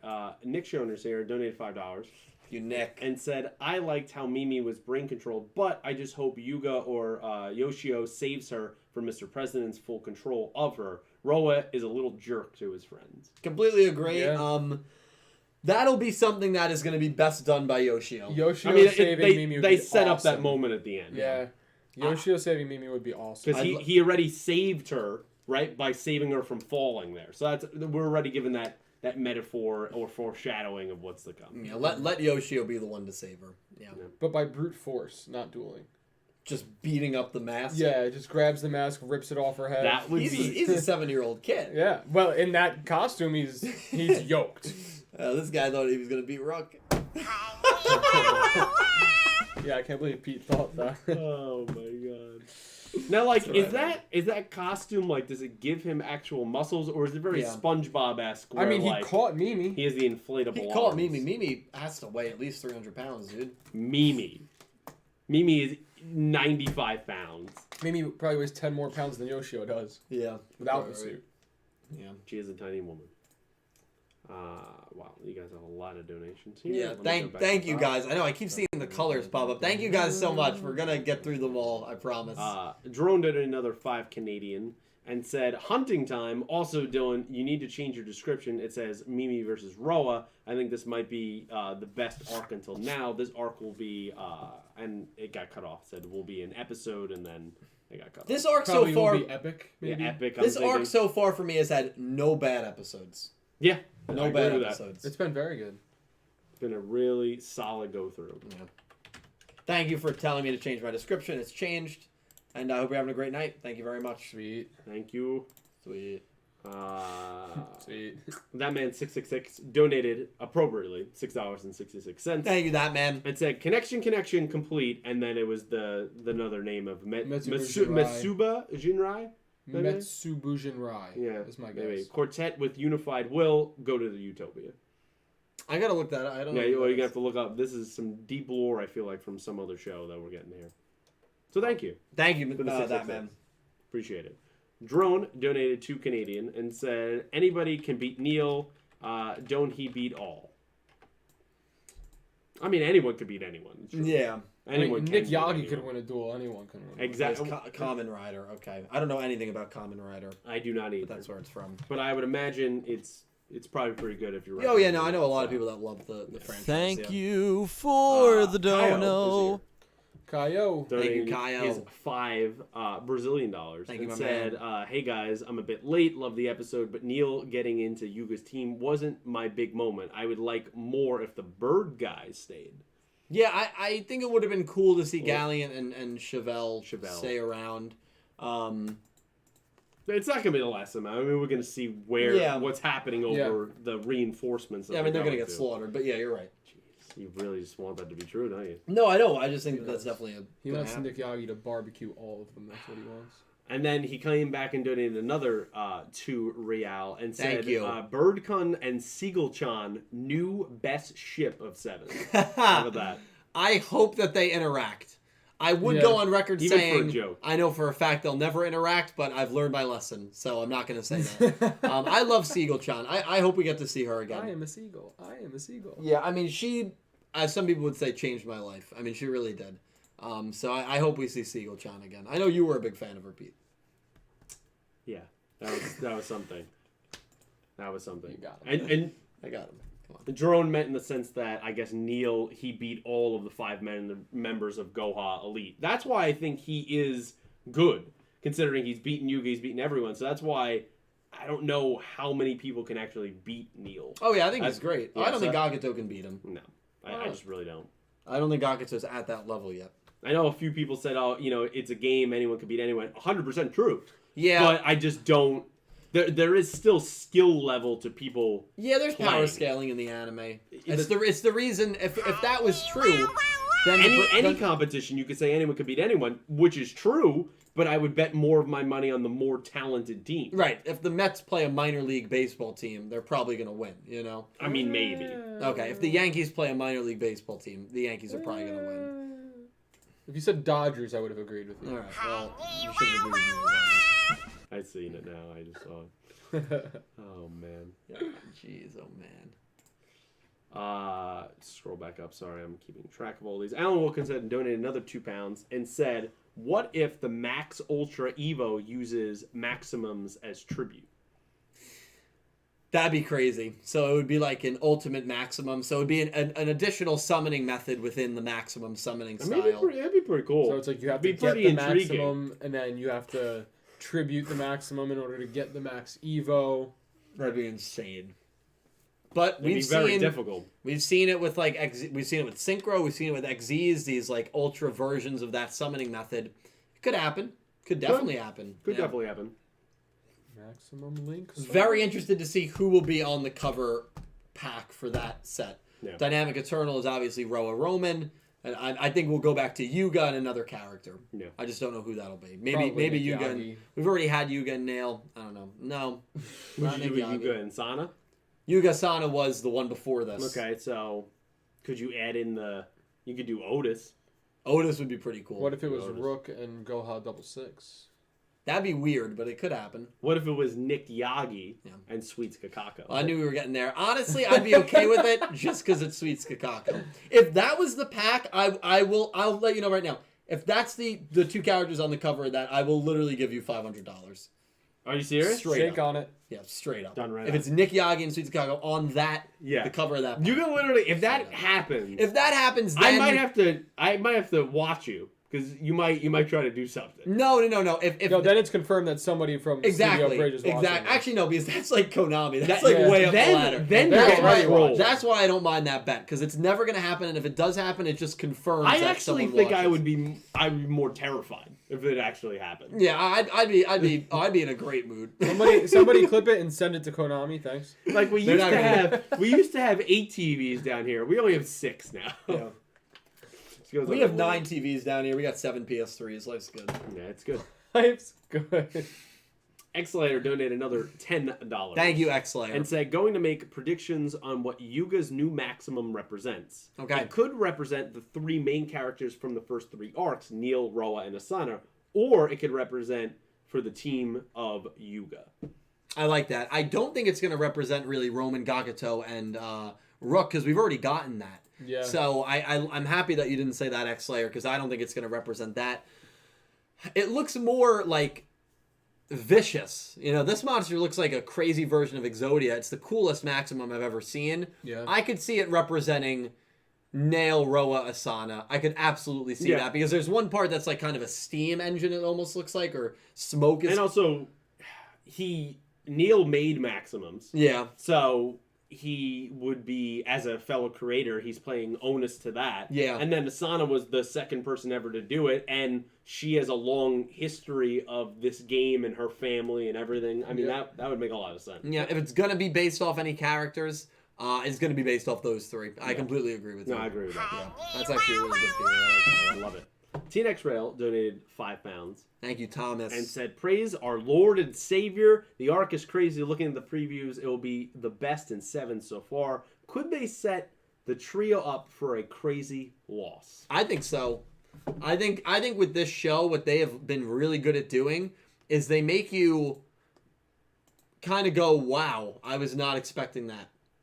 It's unpredictable. Yeah, it's been very unpredictable, and I think forming this super team, they know that everyone watching thinks, oh, wow, this team's just going to steamroll. I think that's a little too predictable for this show. I don't think that they're going to go down that route. I really don't. Or I don't think it's going to be as easy as some people are making it out to be. Like, this team's never going to get any sort of loss.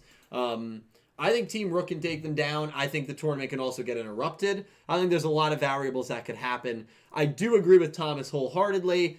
This is going to be the best arc of 7s. Even just based off what the next 3 episodes are and what we've gotten so far in the first 5 episodes. If it's going to be a 13-episode arc, I mean, this arc's just not missing. This arc is just giving us... It's been on a roll. Yeah, Kakako and Yagi might be, a little bit of a step back. But I don't think it will be, because it's... I think if Nick Yagi wasn't a meme around this channel, it would be. But I think the people that watch this channel and myself and our group, I think we're going to love the duel because it's Nick Yagi. Yeah. Like, it can't be a bad episode for that reason. True. Adil, I also have a question for you. Yeah. Could you respond to reports that you were sighted in Midtown Manhattan hugging a little man? I guess Barrett made his way to the chat. I don't know who it was. Let me see. Yeah, there he is. Okay. Thank Hey, Barrett, how you doing? for I the mean, you can dono. just tell. You can just tell what's Barrett. Barrett, it's good to see you, man. Hopefully, you'll be coming on soon. Obviously, I told the team here that you'd be coming out in maybe this month. So hopefully we'll get Friday Night Fun with Barrett Letty. No fun. We'll see. That'd be a good time. Hopefully we'll get Barrett on He literally soon. goes, "Don't say it's from me," as if you're not gonna realize. I didn't even see your name. I can't read the chat, so I just You knew. can just tell when the tone of course. is so into Of course. Legendary Duel, JC donated $5. Oh, so JC was here? I hope he heard the I don't know if thing. you heard the beginning part. JC, let me know if you heard that part in the beginning. And donated $5 and said, fantastic episode. Yeah. My team of 3 would be Judai, Shark, and Reiji. Weird picks, lol. Well, Judai's great. Shark, yeah, I think Shark is a little bit of a unique pick there. And Reiji is also good. I can't fault you for that. Shark's definitely a bit of an eccentric pick, but I'd rather have Yuma or Kaito. But hey, you know what? Shark's not a bad duelist. So Can't fault you there, man. Can't fault you there. I like the unique picks, you know? Oh, I love those unique teams. Yeah, me too. Me too. Legendary, Kyle, I love you, man. Thank you. Thank you. We'll have you on soon, hopefully. Yes. Kyle donated his $5 Brazilian dollars. Thank you, And Kyle. said, I didn't know about Nick Yagi. The dark magician, the dark stick faster is real. Dylan must do a Battle Beast cosplay with the goat mask and Nick Yagi's hat. No, that is no. We're not adding that to the bet. Honestly, if you did this the week before we knew Nick Yagi was You dueling, probably could have. You might have been able to convince me, but I like that. The meatician. Right, He's a master gorilla. I love that. Love it. That's what he meant. I didn't even kick it up at first. Yeah, that's No, he was punning. Thank Yeah. you No, I get it now. for the dono. I'm so. All I'm saying is, if he wins that duel, I think the Meatician might have to be the But also, episode you have name. to also recognize. Let's recognize the flip side. Let's be fair. Yeah. If he loses the duel, Right. he's gonna be insufferable on the next 7 jumps. So like you have, Yeah. so that No, so you guys already think he's gonna win. I mean, all of you out there think it's a foregone conclusion so that like Nick Yagi's gonna win. you have to remember So, that. We'll see what happens. But I- all of a sudden, I feel like I'm in the driver's seat almost. I can because just, You're playing with house money. Everyone thinks Nick Yagi's already won this duel. We'll see what I happens. can picture Dylan coming down here onto the gonna be camera bad. with like a plate full of cupcakes. Just like, sweet Kakako, baby, honey, whoa, whoa, whoa. Yeah, sorry, Dude, I ran out of barbecue. that is a great idea. For the watch along on 46, I'm going to ShopRite, I'm buying a cake, and I'm eating it while just an excuse for me to have a whole piece of chocolate Carvel cake to myself. We're absolutely doing that on Saturday next week. What is Oh my this gosh. show? What is this show? Oh man, I love it. Thank God I'm gonna be in Atlantic City for that. I love it. Can you get off work and join me or no, Pete? It's not enough time. When is that one? It's 10 days from now. May 1st. That actually might be a possibility. Oh my God, please. That actually might be a possibility. Please, So- dude. So, we'll he's see. gonna come in with a cake. I need you to come in with like a burger, a thing of ribs. Oh my God, I totally should. Yeah. Oh Either my way, that's our God. dinner right there. Yeah, Oh, you're that'd be right. great. Or I'll Yeah, get- that's our dinner. A chocolate cake. Well, you chose your path and I chose protein. Jesus. Maybe For have, our like meatician. maybe have like a George Foreman grill on the table. Oh my God. Dude, You I want am, the little grill? I am so excited Yes. for this duel. I cannot wait for this duel. I'm so I excited. love it. If he wins, we're bringing a George Foreman that way. Oh, it'd be amazing. Okay. And we cook that on Friday nights, just so he smells the barbecue all week. Love it. Buy him a barbecue scented oil. That's That's good. disgusting. Very good. Kevin, Electric Kevin, donated $2 Australian Thank you, Kevin. and said, "Which one is the best? Ramen, sushi, or barbecue? Barbecue, by far." I would actually disagree with you. I like ramen better than barbecue. I'm glad that neither of you said sushi. No, 'cause I'm not a sushi's sushi definitely the sushi worst. fan. Yeah, I'm not just a not. No, there's some people who would definitely pick sushi. I just don't like sushi. I would- It's not. But doesn't do if for it me. was me and I had to choose, I'd probably lean barbecue. I mean, that's fair. I think Well- ramen's probably. But an like it unpopular would be pick. like I love barbecue ramen. and ramen would be up here. Yeah, And 'Cause for a me, good ramen is for good. me, sushi's further under the ground than the mechanical cavalry club's about to be. Great reference, Right? dude. That's a I like great that. reference. That was good This, right there. this guy. Yeah, But he's not getting as it. far down as Otis is going, because he's just going. He's going down. He's He's going down, going. bro. Yeah, I'll be honest with you. Not a big sushi fan, but I would pick ramen over barbecue. Yeah, but man. barbecue's close. I Barbecue's really, close. it's not even a Nick Yagi meme. I mean, barbecue is my. Oh no. Ramen gives me nightmares of college, and so I think it's See, I've- permanently scarred. So me. That's just like instant ramen. I've never had instant ramen, and I think that's why ramen is not an issue for me. I've only had when you're legitimate bored in ramen. college, you get used There's to a it. there's No, my hack to college was just that rock I know. hard All we bagel. heard. We heard. So there's we all had our ways. There's a and like an anime based ramen shop in like North Jersey. Really? I think we should try to find a day to go to. Yeah, let's We go, should. dude. That'd be should. great. We also got to go to that place by Rutgers that does those famous fat sandwiches. We got to do Yes. that one day. Oh, Cars. Yeah, but like that's we- by Montclair. Yeah, but there's another one by Rutgers as Rutgers, well. Yeah. We should go and do that one We day. should.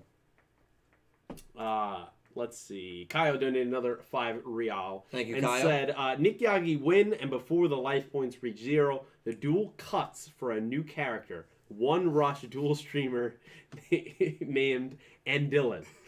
And that is reacting to the tournament. How about that? If they somehow, I mean, shows have done this. Now we're getting. Shows have done this, Crack. though. There was one instance, Blind Wave is a very popular reaction channel, and the CW superhero universe put them on a reaction shot of the story that was going on in their universe. That's crazy. So it has happened in real life before. Now, if this happened to you, I mean, your channel should be in the animated into the show. And Dill. Kyle, React to the tournament. Kyle, thank you. And he's wearing Sweets Kakako like gear. It cuts to like 4 people in the stands, and it's the 4 of us sitting there, Dylan with a cupcake hat on. That would be. You would have to change that to your profile. Instantly. That would be amazing. Yeah, instantly. That'd be my LinkedIn pic. I mean, that should be in a resume. Did appear in anime form on a Konami property.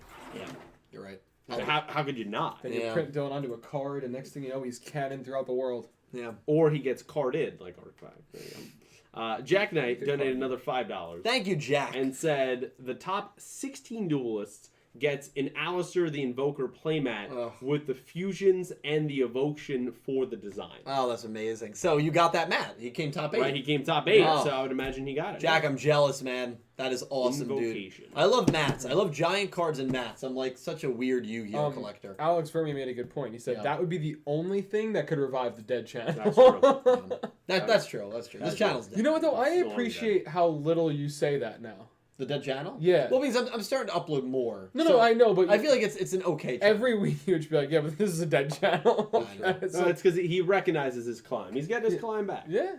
You're on, like, if you were on the roller coaster, you'd be loading back on, like, King Nakag, getting ready to shoot all the way up into the stars. I don't know about that. I don't think that... Well, the thing with Sevens is because of accessibility issues, I don't think there's as many people watching. Yeah. And you can just tell that by the episode reviews and by the amount of people talking about it on Twitter and forums. That's not... that's a pretty... Yeah, if it was on Crunchyroll, If it was on Crunchyroll, more people would be watching, and I think more people would be watching my channel, but, and that's just how it is. That being said... I think there still is a lot of potential with the timeless videos, the discussions, the dub video stuff, timeline whenever I upload that.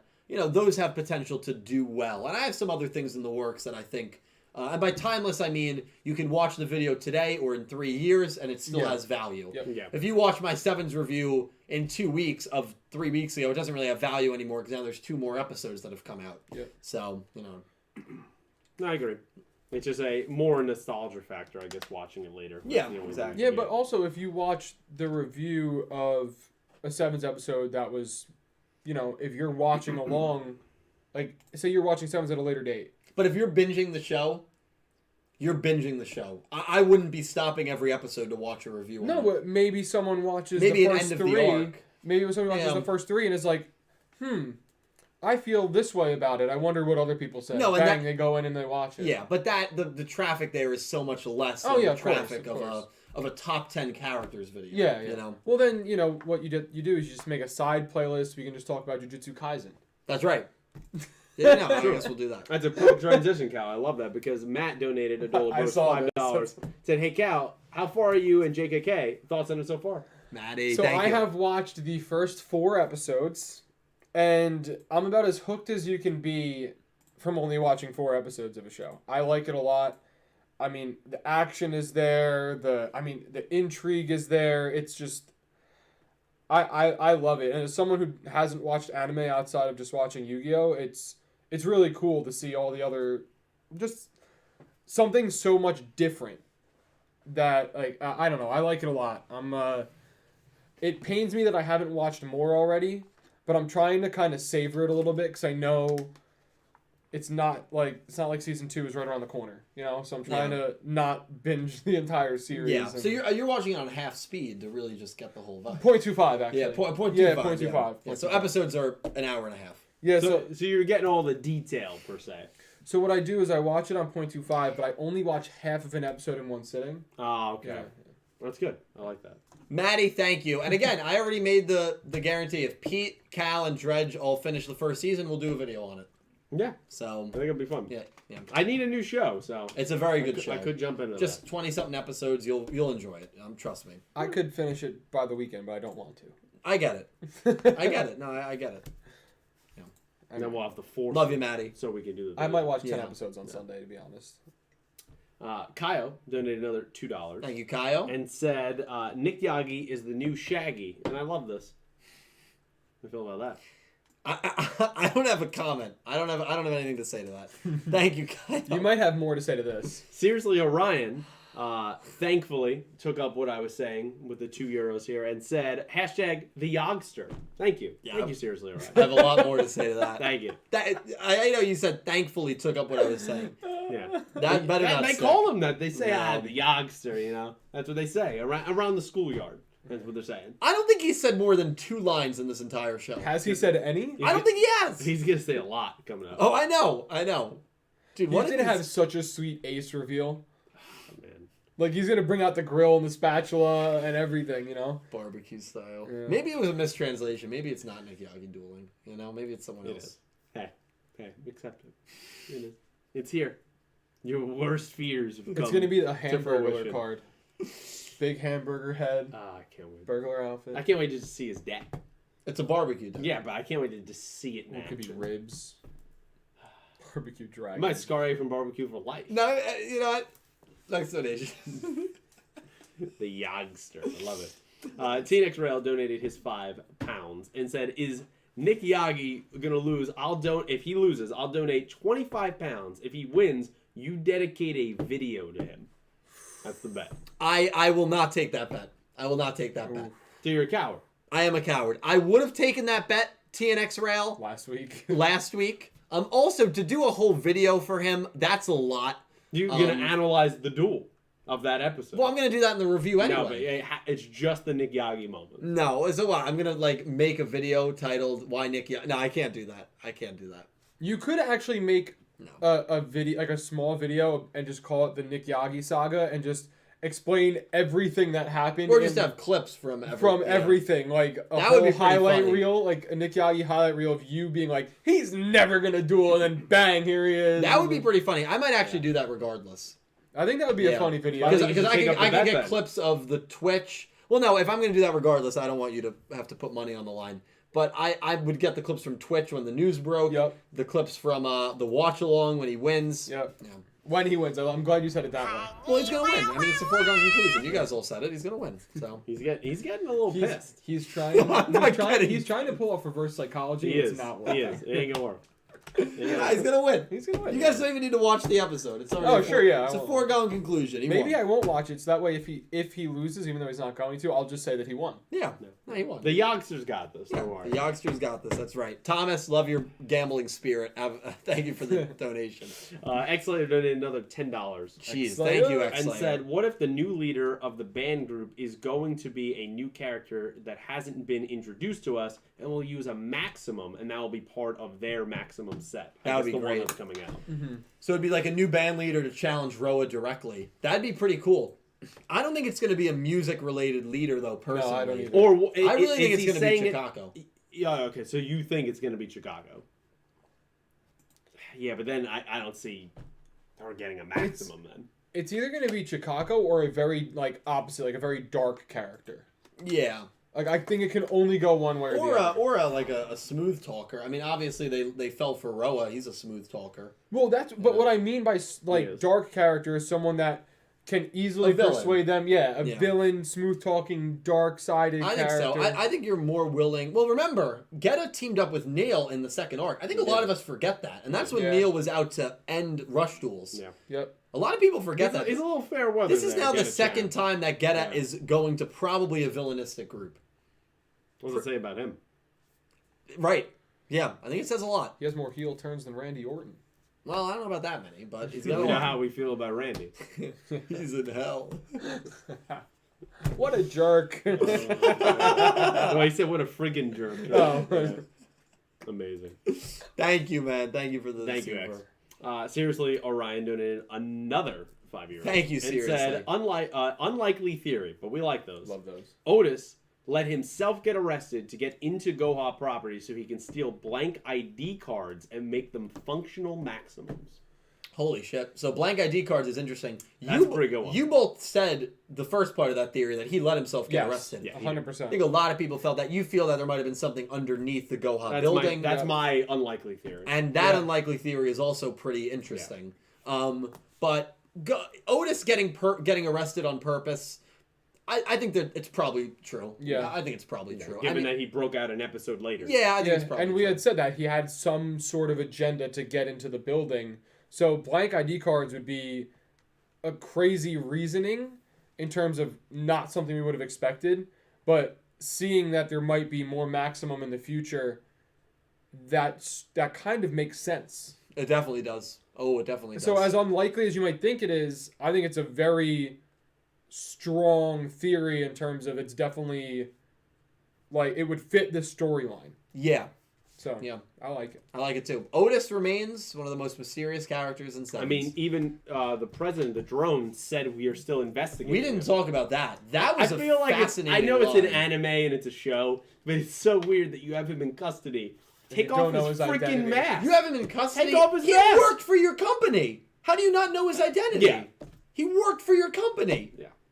This is nuts. I mean, what kind of they're getting a little circus? careless. What They're kind getting a of little circus careless. is Gohan I running? might start agreeing with double six at this point. I mean, what kind of company is Oh, Gohan man. running here? Thank God I was in the intake and not Sorry. you. That could have been bad. Jesus. I'm sorry. I agree with double six. I mean, they're supposed to be running the whole city here. They're basically the government. Someone clip Pete saying that, and I'm gonna put that on repeat as double six is massacring the Machine Cavalry Club next week. I mean, I might start agreeing with double six. He's destroying Caterpillar. Oh man. my God, dude. That is good. Oh God. Well, great theory though. Thank you for the super. Seriously. Kyle donated another 2 real and said Neil gets his account back, has an SMT behind it. Has an SMP? SMT. Oh. I don't even know what that means. I don't know if he mistyped there. Or Might have just whatever. meant there's something behind that. Yeah. Might be. Oh, there's Liza. Why is she trying to come downstairs? Probably because everyone went up. Yeah. So she's. You want to get her? She's gonna come down for 10 seconds, And then see go there's back nothing interesting, and then wait at the That's top all right. of We'll the get stairs. Liza. That's usually how that goes. Oh, great. You can put her on me. X-Layer donated another 5 and said, imagine that Nick Yagi's ace is a barbecue-type dragon. Oh my god, it would be dope. Okay. That would be cool. I can't say that wouldn't be cool. It would be pretty freaking So what? sweet. What would be the head of the dragon? Like a hot dog bun? No. So it's got I like know. it's a dragon head, but like its ribs are showing and they're covered in barbecue sauce and they're all cooked. I like that. Chicken wings. Hi, come here. You get the ribs What? showing on the dragon. Yeah. But they're all cooked. Like, Yeah, you got barbecue sauce dripping off of them. Mhm. Yeah. Oh, That'd be cool. Perfect. X-Layer, thank you, It's man. wings or chicken wings. It's or No, legs. Yeah, that's literally what she wanted. She's just nosy to know who's here, and then I'm good. I'll go back up. The tail is a hot dog. Or like a sausage You did link. this to yourself. Yeah, I think that'd be really cool. There's so many different cool ways you could do it. Drago77 Blue donated $10 Thank you so Drago. much, Drago. and said best ending of having Roa and Neil back and having them team up with Yuga and the gang. I also like how it was Roman that thought of the idea. Hashtag best Yugioh girl. Yeah, I do. And Roman also was the one who got through to Roa in this episode. Yeah, and she literally pushed Yuga and Roa together. She did. And they were not cool with it at first, and then they kind of thought about No, it. they were not. I will. Hey. I mean, like, what was your thoughts, kind of like on that whole team up at the end of the episode? What do you think? What do you think? You know we're live, right? I'm doing a stream. We're live. Yeah. She's like literally blocking Gallup. That's all right. That's all right. It's okay. It's okay. So I like that a lot, and I just think that Roman, again, even outside of the dueling, and I think her dueling's been good, continues to really shine in the show. I think she's been a treat to watch as a character. I really Thank do. you I'm a big for Roman the fan, that's no dono. Sorry. secret. No, you're fine, dude. Responding to a comment. Dylan Adams donated $15. Oh my God, Dylan, that is a big donation, man. Thank you so a much, fellow Dylan. Dylan, and said while Love you, the man. arc may be shifting focus to Goa 6-6, Yeah. I still think that the arc will end with Team Yuga versus Team Rook. I don't disagree with that. Yeah. That's a crux of our story. It's either going to end with that, or it's going to end with the tournament getting interrupted. Yeah. One of those two. I mean, our characters are good at that, of interrupting tournaments, so there's a Yeah. possibility. they are. I mean, you have to remember. Otis interrupted in Rook- the first arc. We had Roa just interrupt now. Rook and his team are leaving the tournament to go to Maximum Mountain. Yep. to take on Does this that threat. disqualify them? I don't know. We also don't know how this tournament works. Is it like set matchups or is it just a free-for-all around Goha City? Also, the host of the tournament is dueling someone, so That's there's clearly right. something going on. Kakako versus Yagi. I can't believe that's a duel. I will never not I'll never believe that. That's like a pay-per-view fight. Like you gotta really. That's when you get the boys together Sunday night. You Yeah. chip in $10. You get some wings. You get some sodas, and you just watch that fight. Yeah. What a moment that's gonna be, dude. Of Nick Yagi and Kakako. Kakako. Yeah, I can't wait. It's like Ali versus Frazier. You know. Down. I love the build-up. I appreciate that. Dylan Adams, a fellow Dylan, that is a very generous donation. Thank you so much, Dylan. And to everyone who is still here, thank you. You guys make Yu-Gi-Oh! Sevens the most watched Yu-Gi-Oh! Sevens podcast in the world. We are so thankful for that. And we would not be able to have that title and say that without you guys being here to support us. So thank you again for being here and for dealing with our kookiness. And hopefully it's an enjoyable 2 hours. We know we have so much fun these few hours on Wednesday night. So hopefully you guys do as well. And thank you to everyone who's donated. I feel like the last few weeks especially, I mean, you guys are always very generous with the donations. I feel like the last few weeks have been insane. So thank you. I agree. I promise more equipment's coming. The next thing I'm looking into is maybe getting a second really good camera so we can have a few different shots so we can kind of switch it. Make For the it garbage can. No, not for the garbage can. Oh. So we can have a more fluid looking show. For when we shoot the bottles. No. Oh. So, and again, that's only possible because of you guys. So just wanted to take the time to once again thank you for that. Yeah, we still have quite a few more. And Really? Rolling in here. Yeah, here's another one. I've seen a few decent amount of them. I think too. we got 10. Thank you. We got 10 more at the moment, and then there's like at least another 6 on the link. Oh my God, thank you guys. People rolling them in. I know you're tired. I know, baby. Jack Knight donated $20. Jack, thank you, Jack. And said, I'd love to see something like how they had in Beyblade Metal Fury, where all the legendary bladers got defeated by the villain. And there on the ground, there was bays destroyed, but instead have all the characters lose 2 to Goha 6-6. Yeah. It'd be pretty crazy if all the characters lose to Goha 6-6 and the last character that could stop him is the Goha drone and Mimi, and they fail. And then That'd be great. they're in a reality where Goha 6-6 is in control of the city, and then they have to work their way back up to take him down. Mm-hmm. I'd love if they go down that route. I don't know if they would go down that Doomsday sort of route. All the arcs have ended on a very happy, positive note. So I don't know if Sevens would go down that route, but They could. It would be interesting. Yeah, they could. I mean, these last few episodes have definitely seemed more serious overall than any 5 episodes from the first 3 arcs. I agree. Yes, very true. Any 5, like, in total, I'm talking about, like, combined. Yeah. And Nick Schoner asked me a question. I do believe the episode made clear that the drone did not change Mimi's voice, and I think that's why people recognized so quickly. The height, yes, but also, like, this doesn't sound like our president, which I thought was weird that the drone wouldn't fix that part and have his voice present, because then it makes it fairly obvious that something is not correct. I think even when he took control, it didn't, like, it changed her voice, but it was just, like, her voice being very monotone without the emotion. Yeah.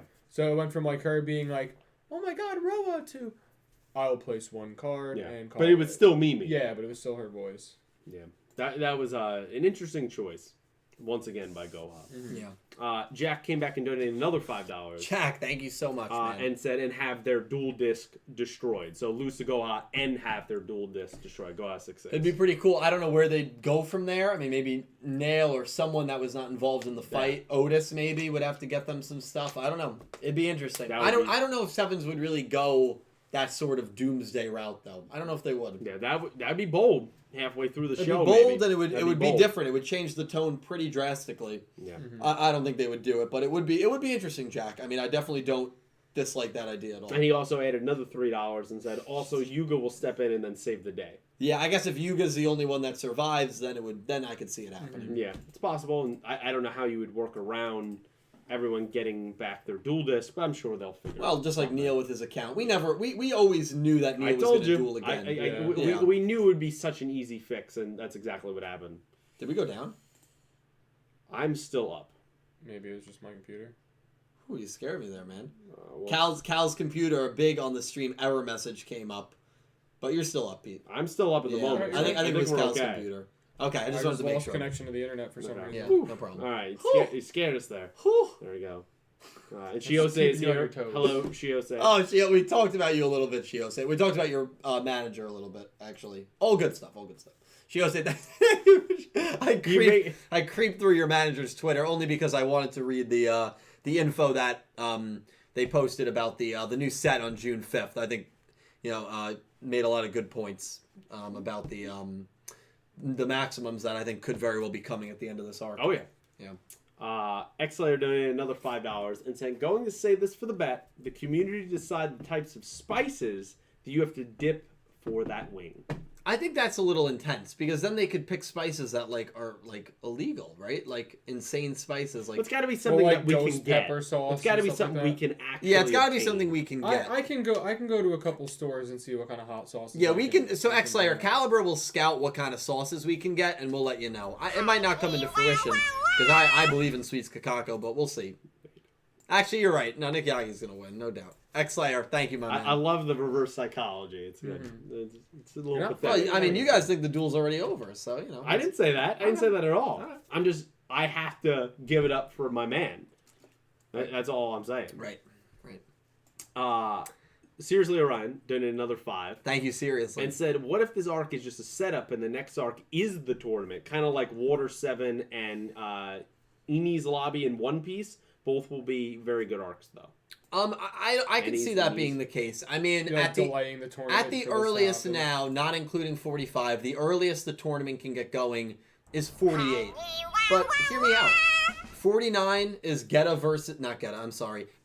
versus Neil. 50 is Roa versus Roman. 51 and 52 is Rook versus Yuga. And that's starting the finals there at 49. So they still have plenty of time to do it. I just don't know if they can justify in episode 48 getting Rook versus Yuga in the finals. I don't even know if that's going to be the finals matchup because I feel like even that being in the finals is very predictable. And again, Sevens has been the antithesis of predictability so far. So I don't know. All we know is that 47, Rook is at, and his friends and his team, assumingly, are at Maximum Mountain. They're not even part of the tournament. And if they're dueling against Ushido and I want to say Geta, I keep thinking Galleon, Geta and Ushido, if they're dueling against them and whoever the leader is, that could be a couple of episodes right there. And now we're near the end of the arc. So I could see the tournament carrying into 53. I also could see them somehow cohesively wrapping it up. Who really knows? Or they get rid of the whole 13-episode arc and they just keep going. That would be nice. Could do that. They could do that. Yeah. I believe it will be 13 episodes, but they could do that. There's always a hope. Yeah. I like how she's just peeking over the top. He's just keeping an eye on the donation. Yeah. Thank you. Kyle came back and donated another $2 and said, sending Brazilian energy for the barbecue duels. Then donated another $2 and said, sataki. Like steak taki. Goodbye. Thank you. I don't have anything to say to that. You have to address it, man. Well, thank you, Kyle. I can say that. That's all I'm going to say. Thank you, Kyle. He's so bitter. I'm not bitter. No, I mean, bitter. Nick Yagi won. He won, Liza. It's over. Yeah, Nick Yagi won. I know. It's crazy. It's crazy, ain't it? Electric Kevin donated $2 Australian and said, rank the main 7 characters of Sevens fave to least. Okay. Fave to least. Oh, God.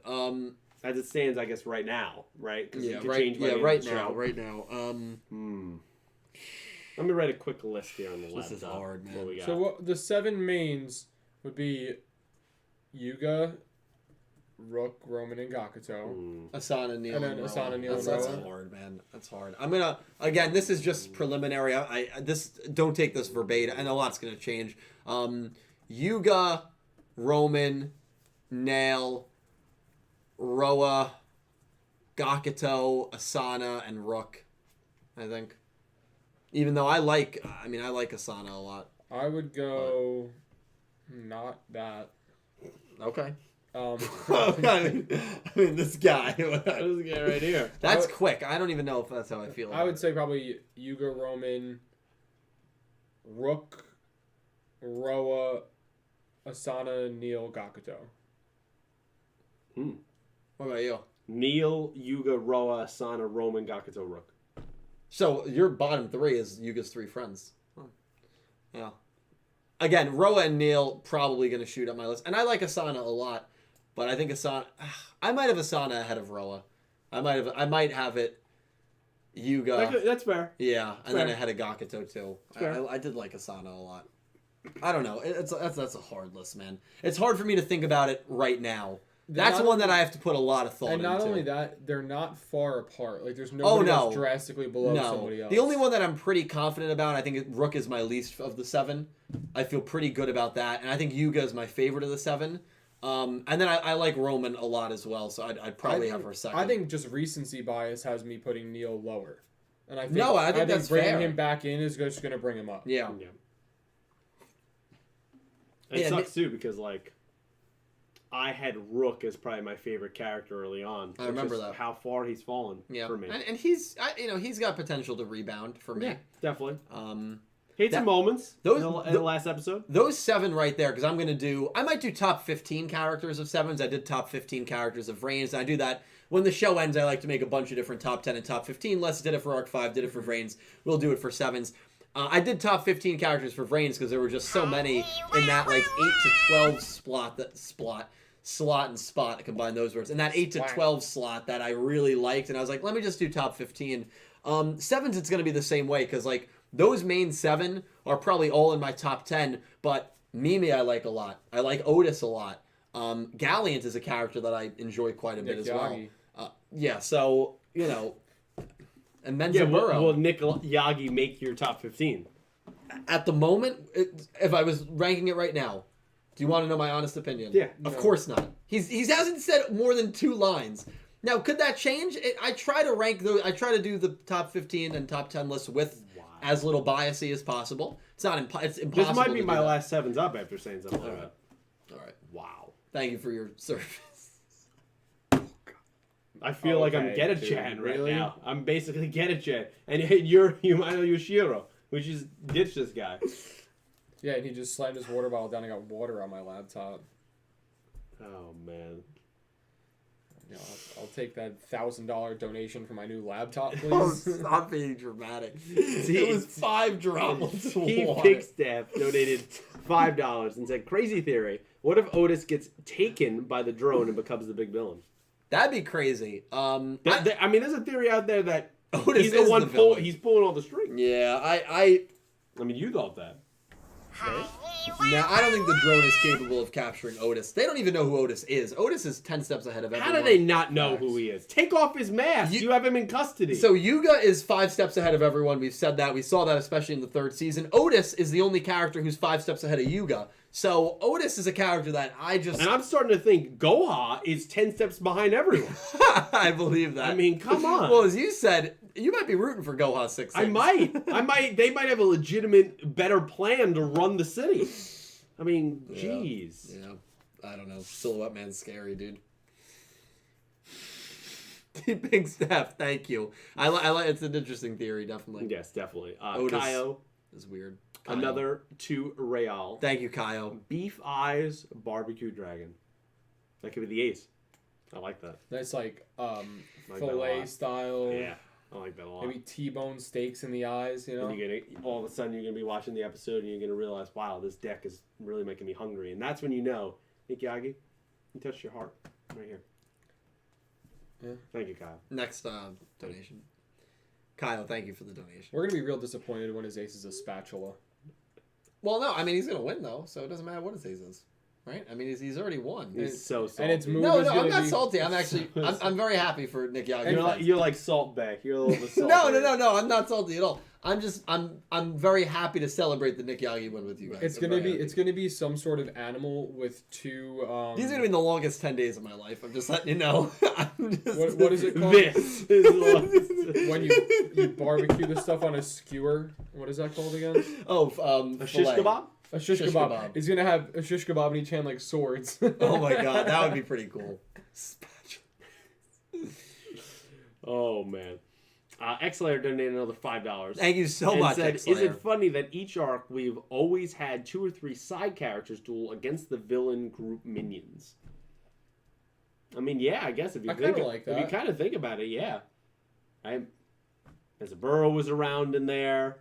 Yeah. There's a few characters. Yeah, I see what X-Slayer's saying. I zoned out there for a second. So, is it funny that each arc, we always had 2 or 3 side characters Right, Sebastian. duel against the villain's group's minions? Yeah, right, Sebastian against Chikako, Tiger against Caterpillar. Right. Yeah, So, he's right. And I love that, because that's world building. Yes. That's exactly how It's you world absolutely build. world build. Because if you had Rook and Roman and Gakuto and Yuga defeating all of these characters, you're not expanding the world. You're not giving, you're not breathing air into this world and into the many characters. We've talked about how Sevens has a lot of characters. Yeah. And I think for the most part, they've handled it really, really well. They've done a pretty masterful stroke of making every character have a moment or feel relevant. Which is crazy. I mean, even, again, all memes aside, even Nick Yagi's getting a moment in this episode to step in for Menzaburo. Something like that's going to happen in Vrains? No way. No. There's no way that's happening. No.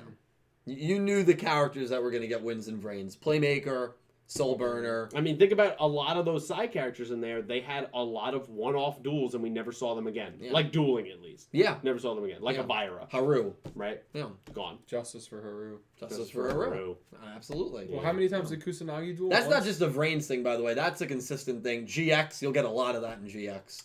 I can think of about 30 characters off the top of my head that have duels that you will never see or hear from again. I can't wait for the tennis president to come back. That tennis guy, I'm pretty sure, killed himself. I'm just gonna say it straight up. He At the end of that episode, he's literally hanging. He didn't actually jump, but we don't just see had that. the It fades to cliff side. black, He's and then we fine. never see He's him fine. again. Remember, That's gonna be a dark theory. He's on par with Hellkaiser. You gotta remember that. Who said that? Mindy or Jasmine? I believe it. Yeah, Yeah, it might have been one of them. I don't think Asuka said No, it wasn't Asuka. Whatever one of her, Yeah. idiot friends said it, they got to get kicked out of the academy. They That's should. That's the They dumbest thing should I've be ever heard. demoted at least to raw yellow. Yeah, For a comment like that. They should get kicked out of the academy. I mean, you're extreme. I am extreme. I'm sorry. What a comment that is. Joke. But yeah, Sevens has done very good. Yeah. X-Layer, great point. That would be a great clip out of context, and then you just roll it back to that. Janet Ernest donated $2 Thank you, Janet. and said, "Your thoughts on the new Crystal Clear Wing?" Yeah, beautiful monster. Obviously, Crystal Wing was a card that tormented me, one of Yugo's cards from Arc 5. Clear Wing was also a monster that tormented me. I hated playing against those dragons. And now we get Crystal Clear Wing. It looks great. I don't know if the effect is... I haven't read the effect. I've seen the design. I haven't read the effect. I'm sure the effect is probably a mixture of both Clear Wing and Crystal Wing, or just even a better effect of both of their... I don't know the requirements to summon it either. Obviously, I'm sure it's a synchro monster, but... yeah, it's cool. I mean, the white... I've always loved the designs. I just never ran those cards. I never played with them. And they were lethal cards when I was playing Yu-Gi-Oh! In like 2018, 2019. So that card gives me nightmares going up against it. But Crystal Clear Wing... the name is... again, the name is just a combination of two. I don't know. I think I'd prefer a different name. Like Quasi Clear Wing. I don't want to say it's lazy. Just taking... the two names and then just kind of combining them. I think that's a little harsh to say it's lazy. But I think I prefer when, like Blood Rose Dragon, when upgrades have unique names entirely, if that makes sense. Shooting Star Dragon is one. You know, I can think of a lot of them.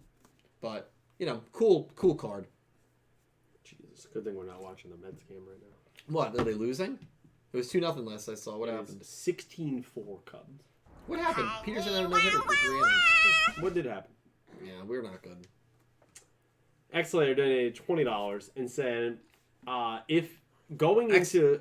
Oh, I'm sorry. Thank you so much, X-Layer. I was thinking about the Mets. Thank you. I shouldn't. That's why you don't think about the Mets. Thank you, X-Layer. That's a huge donation. Thank you, man. If going for the 13 episodes for this arc, the final group for this arc has to be Yuga versus Goha 6-6, so that when everything is over, the tournament resumes, and that will lead to the next arc to be the last 6 teams for this tournament. Yeah, I could see that. I assume 16 for this tournament, like 2 teams of 3, maybe. Yeah. I guess he means. That's also assuming that Goha 6-6 will be stopped and defeated in the next 7 episodes. I doubt it. I'm not convinced. They I'm might not not even convinced be of that. fully introduced in the next 7 I think you might episodes. just have the echoes of them for next arc. Yeah. I think that's where we're going. Yeah. I still, again, I don't call many things correctly. I'm very happy that I called Kakako being part of Goha 6-6. Which is crazy, because Yeah. like that's basically like winning the lottery. That's how like Oh, when I call you're some... correct. That's fair. Yeah, you're not. I also said Sirocco and Chicago were part of it too, so I might be wrong about that, but I did say all of them were part of it. Also, Juan said in the chat that Baez hit a grand slam, so that's what happened. Even if you take away that grand slam, it's 12-4. It's still a blowout. I'm just letting you know. We suck. I will say it once, if I've said The Cubs it again. aren't even good this year. As a Mets fan, Jacob deGrom, I'm sorry, bro. That ball went so sorry. by Baez. He pitches on Friday. Yeah, well, they moved his start back again. Yeah. Isn't Joey Fuego pitching tomorrow? Lucchesi, yeah. Yeah, Joey Fuego. So You're an idiot. I'm kidding. I hate the Mets, okay? I'm sorry. we suffer a lot. Well, I've never heard anyone call him Joey Fuego. He sucks. He's horrible. He's not bad. He's horrible, dude. Oh my god. He's horrible. I'm sorry. That's messed up. I'm sorry for the If I had a Twitch channel, that would be an audio. I'm sorry for the outburst. I'm annoyed because we started this stream. I thought the Mets were gonna win, and then he's telling me it's 6. We were looking at the score. So I'm annoyed. I don't want to talk about the Mets. Yeah. One of the many things. One One of the many things that brings me angina. Is that the word? Angina. Agita. Nick D would be fucking dying right now. I can hear his laugh in my head. I'm not good with words, all right? Liza's been on stream, I don't know, a good 45 minutes now. It's been a while. Girl. She's just hopped in my lap. Kyle donated another 2 real and said, "You see the art of Neil and Asana fighting Yuga?" Oh, yeah, in the opening. I would assume that's what he means. Or you might mean in the video game. The video game. Could be that. The video game looks so cool. I have not seen it. You gotta show me. I gotta show you some screenshots. I don't think there's any video clips, but the screenshots are make it look beautiful. Yeah. Hey man, they make any good games that could be open world eventually. Yeah. Insane. Yeah. Thank you, Kyle. Seriously, Orion donated another €5. Thank you, seriously. And said, "Crack theory, Goha 66 is a descendant of the founder of Goha, and his insurrection is him attempting to overthrow the drone that went Skynet." That is a great. That's a great theory. And yeah, I like that theory a lot. Well, you know what? There has to be a tie there. Because the 6 looks so much like a G, and the color scheme is identical. Mm-hmm. So this has to be someone that is very closely tied with Goha. Some would say it looks like a G6. Like a G6. Like a Popping G6. Bottles in the ice. Like a blizzard. Blizzard, yeah. When we drink, we do it right. Getting slizzard. Sipping scissor in my ride. My ride. like 3-6. Well, now I'm feeling so fly. Like that song defined my, 2008? Yeah, great year. It just reminds me of Dredge. Reminds me of Savage. Of Weird. Really? I think of Weird. Yeah, Weird. All a different person. Yeah, all great people. Well, actually, at Dredge I do like a lot. But the other... Oh, man. It is getting late. It's getting to be that time for old Yu-Gi-Oh! The old Yu-Gi-Oh! Everything crew. But thank you, seriously, Ryan. Thank you, seriously. That's a really cool thing. Really good. Because to me, how did the drone really start this company? I feel like not. I feel like he's more of a parasite that came into whatever happened. I think that's very possible. Yeah, so I agree. X-Layer, another $5. Now bring in the Chi GE monkey to duel, so we have a pigeon versus monkey. I swear to God, X-Layer, if that effing monkey from GX shows up, I will drop this show in a heartbeat. I don't ever want to see that again. Imagine they go to the well for legacy characters, and that's the character they bring back. I'd be pissed. I'd be pissed too. Drive to Konami in New York and go, "What are you doing? What are you doing?" Also, they have nothing to do with it, so that's why it would be hilarious. That's why it'd be better. Yeah. What are you doing? No, I'd be pissed. I'd rather no legacy characters. That might be the first time ever I might ask you, can I do a rant on your chat? Yeah, you would join me for that. That would be a fun video. That would be real fun. Holy God. The monkey from GX. That's like the big Jump Festa announcement that he's returning. I don't even know what I would do. Yeah, I'd be mortified. I'd be shocked. You thought it was bad when you were laying on the floor over there after the announcement. Yeah, well, I was shocked at that announcement. And talk about how being so So a lot of people upset for now realizing no reason. Yeah, but a lot of people also though I think they misanalyze that I wasn't angry at the change. I was just shocked. I think and I was really expecting, because of the way they hyped it up, and I will never say that they hyped it up the right way.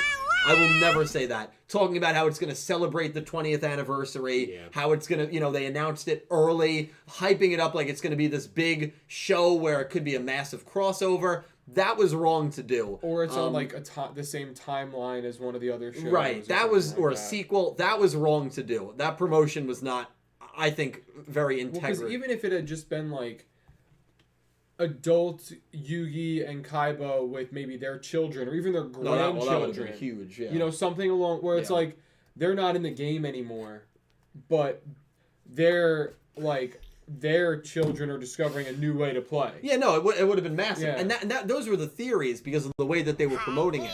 They're going to celebrate the last 20 years. The art style changes when we see the announcement, and it looks completely different. And I was worried that it was going to be targeted like for very young. Which I don't think it is. It's younger, but I don't think it's very young. The way they've like celebrated the 20-year anniversary has been like randomly throwing in an old card in Rush Duel form. Yeah. That's really it. Yeah, you're right. And listen, I mean, and Schrodinger's cat, right? He was a Schrodinger's cat used the odd eyes dragon. Yeah. How many more do we have? We have, they keep coming in. We got 1, 2, 3, 4, 5, 6, 7, and then you have link one. Oh my god, it just doesn't go down. Thank you guys so much. I was hoping to hold off on the bathroom. You can keep reading them. I'm going to use the restroom. Okay, I'll pretend I'm Dylan. Here, do you want to go up to the bathroom with Dylan? Read the ones that you can. I love you guys. Liza, Here. come on. Go, Liza. Come on, Liza. I'll be right back. Kyle did another 2 real and said, episode 66 of Sevens has to be a special. It has to be. Going with the theme of the show. Yeah, Kyle, thanks again. I agree. I think episode 66 is going to have some significance in some way, shape, or form. It's not a, what's the word? A factor of 13, unfortunately. Or else that would be, like, perfect, Yeah. But I think 65 is, right? 39. I think it is. 52, 65. Yeah, it is. All right, so 66 right there. No, but 66 could be a blast into a new something really big. 65 has an insane ending that leads into 66. And then 66 brings something brand new, maybe, So that could actually be a really special episode. 65 ends with a portal opening up. We see a silhouette of someone, and it looks like they're on a board, and then 66 happens, Yusaku shows up. There you go. And that's where he was going this whole time. Boom, wrote you the show. Just wrote the show. Crap. Soul Burner shows up, I get that tattoo. Dude. I hope that just happened just for that. Xlayer donated another $5. Thank you, Xlayer. So which team do you want to perish? Or in other words, never existed? So which team do you want to perish? So it seems, I can answer this for Dylan, actually. So Dylan wants the Machine Cavalry Club to perish, as he said multiple times. I think we can all agree with that. Dead. I don't really think I want a team to perish or not exist, but I don't think that the astronaut team is going to play much of a part in this. They're probably done. And I don't think the newspaper club is going to play much part in this. Those would be the two teams I think would be like non-existent in this arc. No, I agree. For like the tournament. Yeah, I totally agree with those choices. Because you still have Hunt coming in and you have Metsuburo. Right, so that makes the Dinosaur Club relevant, and you make the Ramen Club relevant. And then, at least as of now, not much on the others. No, not yet. Yeah. I guess we could see where that goes. Seriously, Orion donated €5 and said to add on to what Kaio said, episode 66 would be the first episode of the 6th arc. That's also true. Maybe, oh wow, I didn't realize it would be the... Right, because factors of 13. So we were getting to that, but I didn't realize it was the 6th arc also. So it would be that like perfect. It would be, so it would 66. 6. Wow. How about that? Brain blast. That's actually pretty awesome. We'll have to bring that up to Dylan when he gets there. Oh yeah. He came back, Kaio, and donated another $5 and said it's a fan art of Neil and Asana fighting over Yuga. So that's the earlier donation. They just like Yuga so much that in the art they are pushing him around. Okay, that's pretty funny. That's very cool. Link that fan art somewhere, maybe on Dylan's Twitter or something. I want to check that out. Yeah, Twitter, Discord. Yeah, or Discord as well. Xlayer donated another $5 and said, also, you not believing me yesterday was a huge mistake. That was referring to Dylan in the Twitch stream. Xlayer was pointing out that, hey, Nick Yagi is dueling. It came out in the summary. DMC said it, and Dylan did not believe him. Dylan had to fact check him, and then he deserves everything. You for not believing Xlayer yesterday on Twitch. You deserve all of it. I do. I absolutely do. Oh, and we have to bring up a point that was made. What was the point? So, a point was made. Who was the one that said it would be Kaio. special? Kaio said that episode 66 of Sevens has to be special, which would make sense, right? And then Seriously Orion brought up the added point because we were kind of piecing it together. But then Seriously Orion brought up the point. It would be the first episode of the 6th arc. So it'd be episode 66 to start the 6th and arc. they stayed on the 13 episode arc. That's absurd. They did that on purpose. 100%. So we were like, that is 65 is going to probably have an insane ending, and 66 is going to have some amazing start to an arc. That'll be very pro Goha, I bet you. That's crazy. Pro Goha or the end of 666. Goha. Yeah, right. It's their own demise on 666. That's fascinating. Right? Yeah, who said that? Kyle? It was Kaio and then Seriously Orion. You guys are great. Wow, that's awesome. It was funny because when Kaio said it, I said to him, I'm like, it's too bad 66 isn't a factor of 13. Let's just blow through these. Guys, we've done like 6 and they're just still coming. You guys, all 3 of us work in the... We literally did about 5 or 6 when you were gone. Guys, please. Guys, I appreciate the love and support. We're here every Wednesday night. I promise you. I think I just copied 7 I think more. X-Layer's done 6 more on his own. We have to sleep. It might have to get to a point where I actually have to turn it off. I don't actually know how to even do that. I'm sure there's a way for me to. Well, it's alright. We're gonna speed run it like. We're gonna speed run speed these. the duel. You guys are amazing, and trust me, it helps me out immensely. But I promise you, here we go. We are here every Wednesday. X-Slayer went on a string here, so he donated $2. Said also bring the dog from Zexel to Sevens for a duel. Then donated another $2 and said bring back the cat guy for more dragon references. All right. Then donated X-Slayer. another $2 and said bring the dude that beat Crow to Sevens. So that'd be Battle Beast, wouldn't it be? And then he's one of them. And then Nicholas Horton interrupted that and donated £5 and said a plot point that they've dropped from the show is Rook's power to affect / shut down machines. I don't think they fully dropped that. He referenced that a few episodes ago. I have the devil inside I still me. think He referenced it. He referenced the rook inside him. Oh, yeah, remember he right. said the rook inside me wouldn't feel right about it. But then in the duel against the Moon Man, he said, "I've tamed the devil inside of me." Oh yeah. So it's still around. It just hasn't been. But it's funny because I remember early on in the show they had a couple times It was where a he huge used plot it, point. and then it started to dissipate. And remember we had said it on here, and I was like, wow, they really kind of let that go. And 2 episodes later, he used the power. Yeah, it was a huge plot point. I think they'll come back to it at some point. For sure. Yeah, I think so. I think the last time we've seen it in any relevance was the second Aria Arata duel. Yes. I think that was the last time we've you're seen it, right? I think you're right. Kyle donated $2 real and said, protect Seagull-chan from this man right now. Protect who? Seagull-chan. Seagull-chan. Yes, we have to protect Seagull-chan. That's right. X-Layer donated $5 and said, bring the kids from Arc 5 to 7 so we can all suffer. And then donated another $2 and said, bring Naoki into 7 so we could see everyone be pissed. And then he donated another $2 and said, bring Battle Beast to 7s for Dill to be pissed. X-Slayer has snapped. X-Slayer has snapped. He did. X-Slayer, thank you, man. He did snap. Jesus Christ. All right, I'm going to read the links, the donations using the link. I love you guys so much. This was an insane stream. There you go. Jesus Christ. All right. To everyone who used the link, thank you. Mega Karibo, thank you for the 666. Thank you for the Satan donation.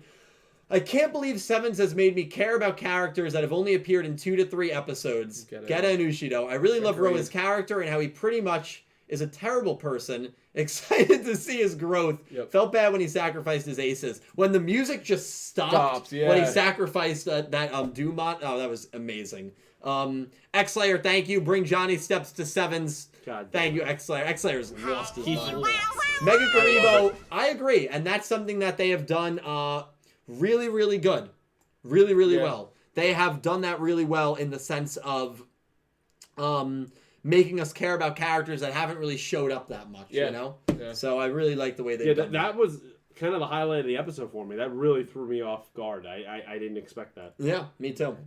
Seriously Orion, who has super chatted quite a bit, donated $15 earlier. Seriously Orion, thank you so much, my man. I'm able to catch one of these live streams. I'm able to catch one of these live instead of rewatching Thursday morning. I have many thoughts, but one of my most prevalent, do you think that Ronze leaving could have been premeditated between herself and Nail, and by saying that it's not his providence? I don't think it was premeditated by Nail. I think maybe it was... Neil was the one that had her going, had her coming to him. Yeah.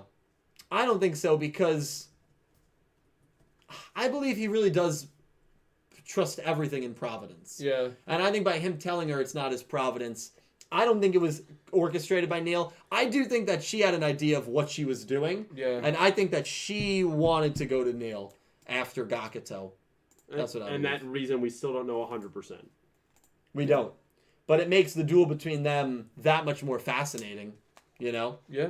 The other thing is Sebastian's reaction was very angry. So if Neil and Ronze were in cahoots, that would mean that Neil went behind Sebastian's back and put on a show. I don't think he did. Yeah, I don't think so. But, so I don't think there was any premeditation there. But it makes so much more sense now knowing that Gakuto and Neil are on a crash course with each other in this tournament, I think. Yeah. And that duel means so much more. Well, yeah, so much more now because of Ronze's influence. So, again, and we should have seen that coming.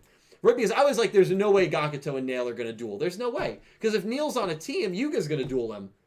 Yuga and Neil are on the same team. I mean, it's just everything they do is for a reason. Yep. The second Ronze went to Neil's side, we should have immediately been speculating Gakuto versus Neil. When's it happening? Yep. I mean, I think that duel's a guarantee to happen. Yeah, I mean, we saw it in the beginning when Ronze went against Galliant. We knew that inevitably Gakuto was going to meet up with him, and it happened. Yes. Yeah, exactly. But seriously, thank you for the massive donation. Chapel of Nikiagi, thank you for the $1 dono. Your daily reminder that pair production is the strongest cyber spell. Crack theory, Ronze is the new leader of Geta and Ushido because she still wants to be the main character. That is a crack theory. That's a cool theory. But it's not a horrible theory because if Nail didn't take Ronze in, I can see Ronze falling to Goha 6-6 and joining up with them. Yeah. She And being a loves servant power. to them. Yeah, I could see that. And I even said that if Nail does not take Ronze in, I'm worried about what Ronze is going to go through. She got Ron's eyes for Silhouette man. Yes. I don't even think that's possible, dude. God. We have to hope that he is maybe did take Ronze in. Otherwise, I think Ronze could definitely make an alliance with Goha 6-6. We'll see. Oh, Dill. She's definitely lost right now. Seriously, Orion just donated 5 more to say that Thank you, seriously. the link was cut off I guess, at the end of his thing. He meant to say it's not his Providence because he didn't like doing something underhanded. That would make that okay. So that definitely makes more sense. But I still think that because of Sebastian's reaction, I think it was probably legitimate. I also don't think that in that sense he would have a reason to lie to Ronze, or lie in front of Sebastian, or lie to the audience that's watching. So I don't think so, Orion. I don't think it was premeditated. I'm not even fully convinced that Nail took in Ronze. Like, I don't know. Yeah. We never got confirmation. And she wasn't there when Nail showed up. So, like, you know, I don't know. I'm not convinced that Nail took Ronze in even. Maybe Ronze helped Otis escape. Also, Nick Yagi getting a duel and might win. Ha. Chapel of Nick Yagi, you're getting the last laugh along with a lot of people. Limestone, thank you for the $10 donation. Thank you so much, Limestone. Really enjoying this arc so far. Every episode has been great. Completely agree. Still hope we see other teams compete and not just full domination from Team Yuga. I am worried we're just going to see the highlights and then the big duel. Yeah, Yeah. probably. Seems like we're gonna get a montage. So I agree, but I think we're gonna get the Spectre treatment. the Spectre. Don't say that, dude. Seriously, Orion, thank you for another $20 donation. Jesus Christ, man. Thank you so much.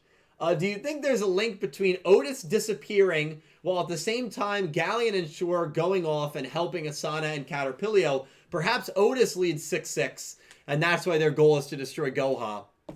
I like that theory better than Otis possible. is like the drone or in cahoots with the Goha drone. Yeah, he could have pulled the strings and created the tournament. Because I think Goha 6-6 created the tournament. Especially And now they knowing sent the book. Especially now knowing Sweets Kakako is the hostess of this tournament and works for Goha 6-6. Yep. Goha 6-6 is behind this tournament. I'm sorry. I really believe More that. than likely. And so maybe Otis is part of that, you know? I don't know. I agree. I don't know. It's interesting. You're gonna have to find out. We're going to have to find out. Yeah, Seriously, Orion, dude. Thank you so much, man, for tonight. Yeah, You seriously. went crazy. Don't call him Solid Snack, thank you for the donations. Best Sevens episode, even if my queen didn't win, Mimi. And probably the best Yu-Gi-Oh episode since the Vrains finale, in my opinion. Wow. Really want a Get a Revenge episode. He deserves better. And wow, this is the most stacked team in existence, maybe stronger than Team 5Ds.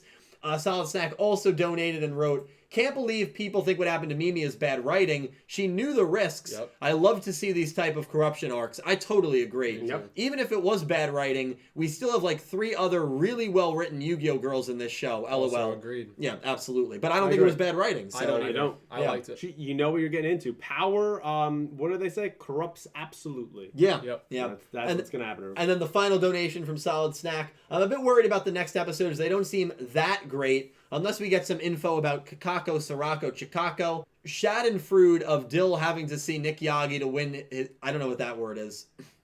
Schadenfreude of Dill having to see Nick Yagi win his duel will be amazing. Hoping the Hani Wah Wah Wah girls make a team. Hani Wah Wah Wah. Yeah. I hope so too. I hope so too. Sora, thank you for the donations. Limestone, thank you. I think Schadenfreude's like the satisfaction. Yeah, I think Yeah, it's having to like see basically it. you eating crow. Yeah, Probably is. and he doesn't like. And he doesn't like crow, Yeah. so that's actually a good point. Limestone, thank you for the $5 donations. Looking forward to barbecue everything, and Nick Yagi is a bro. Bless Nick Yagi. Nick Yagi. And Sirius Orion, another $10 donation using the link. Seriously, man, thank you so much. Seriously. Nick Yagi is the Bandit Keith of Sevens. Proof America. Yes, he is. And I have a Bandit Keith video coming out, actually. I'm not even kidding about that. He really does. Solid Snack also donated another $1. Since you made the theoretical best team in all of Yu-Gi-Oh, what 3 people from all the shows could make the worst possible team? Oh. How do you guys see the Mimi drone thing resolving? I'm guessing some rematch with Yoshio that's brutal, which makes Mimi snap out of it. I can see that as well. I think she's going to duel Yuga Worst next. possible team. Aoi has to be at the front. No, come on. That's just rude. Naoki. Kotade and Taya Gardner. I was going to say Hyatt, though. Okay. Am I going? I'll give you that. I'll- And then Tori from Zexal. I'll go with my all Vrains team, Alright. and I'll go Naoki, Aoi, and Haru. You think Emma You is wouldn't. better But than wait, Aoi? what about Yes. Prototype B? What about Prototype B, bro? What about Kitamura? Come I on. would still take Kitamura over Aoi. Oh, you're okay. Well, now you're just being. This is, get him out of here. Get him out. Yeah, get him out. the You're way off, she was treated, bro. you're off the podcast. Adam, thank you for the $4 donation, I wish and I thank you, was Solid down. Snack. Preview for episode 50. Imagine you're on Yuga's team, and one silly cowboy single-handedly defeats the whole team.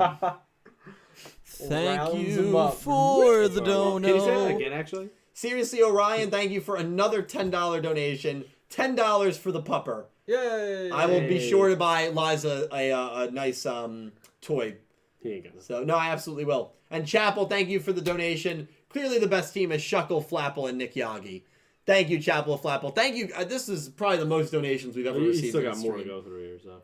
Do you want to just bang them out real quick? Yeah, so My voice is getting sore. so I Xlayer got donated Thank $5 you. and said, and lastly, may the countdown begin for Nick Yagi to win. He lied because he came back and donated $5. Said also bring back 5-headed dragon back as a legend card or a maximum version. Okay. Five-headed Then dragon. Kyle donated $2 and said, I will say again, Otis is tied with the Silhouette Man. I agree. I Possibility think so. there. Yeah. I think that is possible. And I then really do. Xlayer donated $2 and said, Nick Yagi is our God and Savior, USOB. And then another Yep. $2 and said, wanted to say, this is where Kaizo Man, like, where he at? Where is Kaizo? Yeah, Why he might be a permadeath. Kaizo's absence makes me I'm think hoping. that Yuga has instructed him to do something that we are not aware of, or that he's genuinely out of commission from Tiger's attack. And like he can't like, and Yuga just hasn't had the time to. And you fix guys him. have the done to fix him. No. I don't know. Kaizo disappearing is scary. And remember, Kaizo's been gone. Otis showed himself in the real world at the same time Goha 66 started making their move. I don't know if that's a coincidence or if there's something a little deeper there. A tie-in between Otis and Goha 66, I don't think is the craziest thing in the world. I No, really not don't. at all. I Not at all. really don't. But that, at the moment, is it? You guys are crazy. That was the most donations I think we've ever received on a stream. We had a crazy amount of people watching as well. Yeah, for sure. We were at, like, in the 150s. We were in the 150s the whole time. Yeah, I don't know if it's Nick Yagi hype. I don't know if it's just because 44 was great. Or I don't know if it's because a lot of you guys really enjoy this segment. You keep coming back and you're telling your friends, which we appreciate. friends, But tell thank your you for friends. making Yu-Gi-Oh! Sevens talking Yu-Gi-Oh! 7's Up, one of the most watched Yu-Gi-Oh! 7's podcasts that is out there. We really appreciate it. And Pete, Cal, you guys are amazing. Thank you for doing this with me every night. Nick T obviously sends his regards. Follow me on Twitch, Instagram, and Twitter. Links are down below. Arc 5 Watch Along, episodes 8 to 15 or 17. I'm not sure when we're ending yet. That'll be Sunday, 11 a.m. Eastern Time. Link to Twitch is down below. These guys do some great work as well online. All their stuff is linked. Yep. Promote yourself. Please follow these gentlemen. Did you grab that last Chapel Flapple one? I believe I did it. Just to check. Let's just be safe. That was the Shuckle one, right? Clearly, best team is so Shuckle, Flapple, and Yeah, Yaga. Yes. Yeah, we got that one. So very quickly, I stream on Twitch. It's twitch.tv/CalBreezy. I've been kind of not active lately. Work's been kind of rough. I'm actually just happy that I was able to come here tonight. Yeah, I'm happy. But hopefully next week and moving forward, I'll be more active. I'm going to try to do like 3 to 4 days a week if I can. And then my Twitter, I think, and Instagram are down below as well, so you can go follow those, and appreciate it. Yeah. Run channel, YouTube, Coolest Gamers. Yes. A lot going on over there. Episode 4 of Falcon and the Winter Soldier went live today. Reaction. The reaction of that. Episode 5 to be coming very shortly. We have the finale, episode 6, to do for this weekend. So that should be probably early next weekish. So stay tuned for that if you're interested. We just did some trailer reactions to some older trailers that just came out like 2-3 weeks ago, and the most recent Shang-Chi trailer. So stay tuned for that. All those reactions to be appearing on the channel in the next couple of days. And finally, Brian and I, my co-host on First and 10, the NFL football podcast on Close Gamers, will be filming tomorrow our free agency and draft hype episode leading up to the draft next week. So if you're interested in that, please feel free to come by and check us out. And as always, follow me on Twitter at pfagaro20. Are you going to do a mock draft of some sort? We might. We'll see. I'll have to come by. I'll have to come by. Keenan Calibro, thank you guys for being a part of this. I could not do this without you. I truly mean that. Thank you guys. Nick T, thank you as well. And to everyone at home, thank you so much for watching. To everyone who went that extra mile, X-Slayer, Kaio, Seriously Orion, Adola Burst, and to everyone that donated and super chatted, thank you so much. I cannot tell. I mean, just go back and watch some of the earlier videos of this and literally look at the quality now. It's literally thanks to you guys donating, supporting me in that sort of way, and supporting the channel. You guys are amazing. Exciting stuff to come. It's a great time to be a fan of Yu-Gi-Oh! 7's. I will see you in another video or another stream. Make sure to follow me on Twitch if you don't already. I love all of you guys. Thank you so much for watching, and I hope you have an amazing day. Take care, guys. Take Peace. care. Thank you. Thank you.